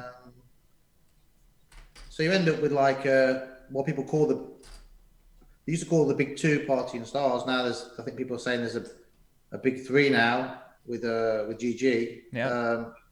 End up with like these guys all competing against each other over 6 weeks. I think a lot of people are going to lose a lot of money. A lot of people are going to be down a lot of money with some of these tournaments when they don't cash any of them. Yeah, it's not. I mean, that's what's important to have good satellites, but it's an interesting spot to be in. But I would definitely be advising Party in the future.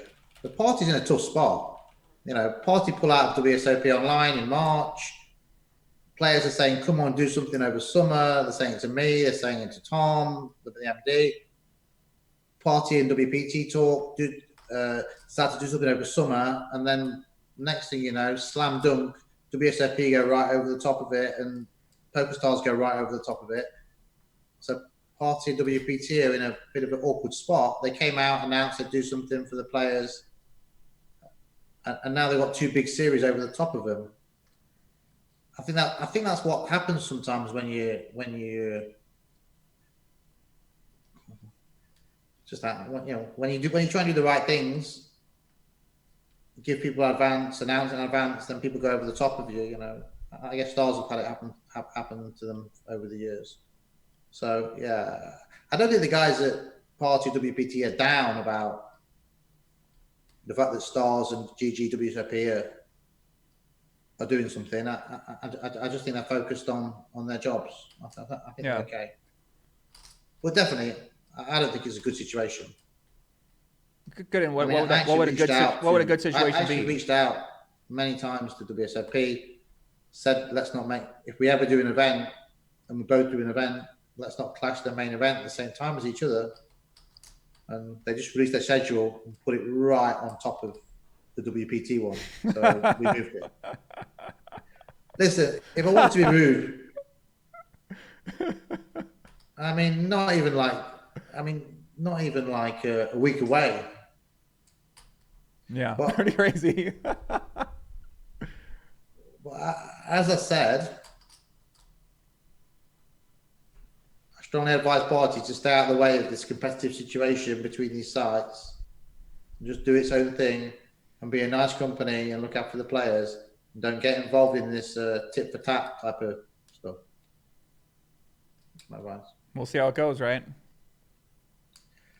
I think we'll be fine. I think everyone in party agrees with that. I think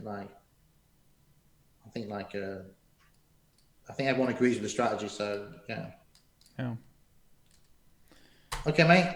This is another long podcast. We said 45 minutes. I know. We got to hear a lot about your thoughts about this, but I appreciate the conversation. I mean, I'm sure people out there. I probably talk such a load of gobbledygook because I'm just rattling on about nothing. It's like You've been in quarantine, buddy. You've been locked down. Oh, right. Let me just cut that off. Yeah. You've been locked down, brother.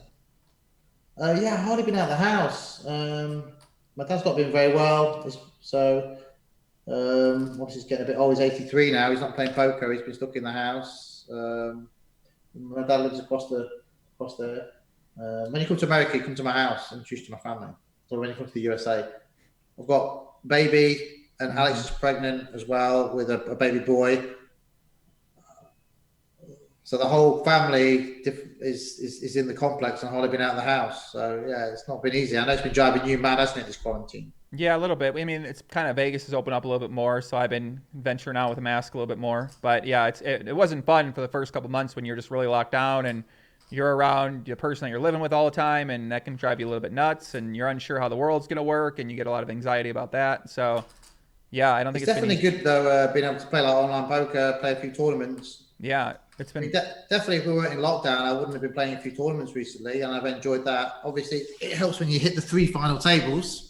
But actually, let me just check. I wanted to play the tournament they had tonight. They had a 5K tonight, but obviously I didn't do the podcast with you instead. Maybe you can hop in there right now. Yeah, I was taking Landon shopping. Shout out to Landon, 21-year-old kid in Vegas for his first time. Took him shopping yesterday. The kid. Yeah, it's too late. There's always tomorrow, Rob. There's always tomorrow, buddy. Yeah, it's too late. There's always tomorrow. Stay strong. A high roller tournament awaits for you to take down. Hopefully. I've got the tournament book now. I can tell. You're like fired up about it. It just lasts a bit too long, but yeah. Well, here, let's wrap it up. We've been going. People are going to be really bored, and for you to edit this, there's going to be too much content. So. Yeah. Well, let me get you on with your day. Let everybody out there for watching. I appreciate you guys watching, tuning in. John T, my man, N2 Deep LA, Landon out there in the mix. I saw Wayne earlier. Shelby was out there. Eden Rocks. Big shout out to my man, Eden Rocks. He's always out there showing a lot of love, showing a lot of support as well, too. Venture Bay. What Bree, Anthony Vickers. What's up, buddy? What's happening? I saw Eden made a comment earlier. I wish I saved it. Eden, send me some of your comments that you said to me on Twitter if you can, brother. What was his comment? I don't know. It was a good comment. I just can't remember what it was right now. It was that good. You can't remember. Well, it was pretty good. I mean, I'm taking it a lot, so I thought I'd go. I was gonna call back to it, but it's not available in the chat anymore, so I can't do it. So, okay, man. Sorry to bore you. Oh, it's not boring at all. It's interesting, man. It's interesting. I'm excited for what's coming up. So. Okay. We'll see what happens. Guys in the chat, appreciate it. Tuning in. I'll be back video tomorrow, Thursday. We got a podcast with Fedor Holes. Friday, podcast with Ike Hollywood Huxton. It's going to be a lot of fun. Rob says, Rob, thanks for buying me and the wife a drink at Dust Till Dawn back in the day. Shout out to T-Dog. All right. Yeah, good. Yeah. Ryan Paul. What's up, Poppy? All right, guys, we're out of here. Take care. Peace out. Adios. Okay, cheers, man.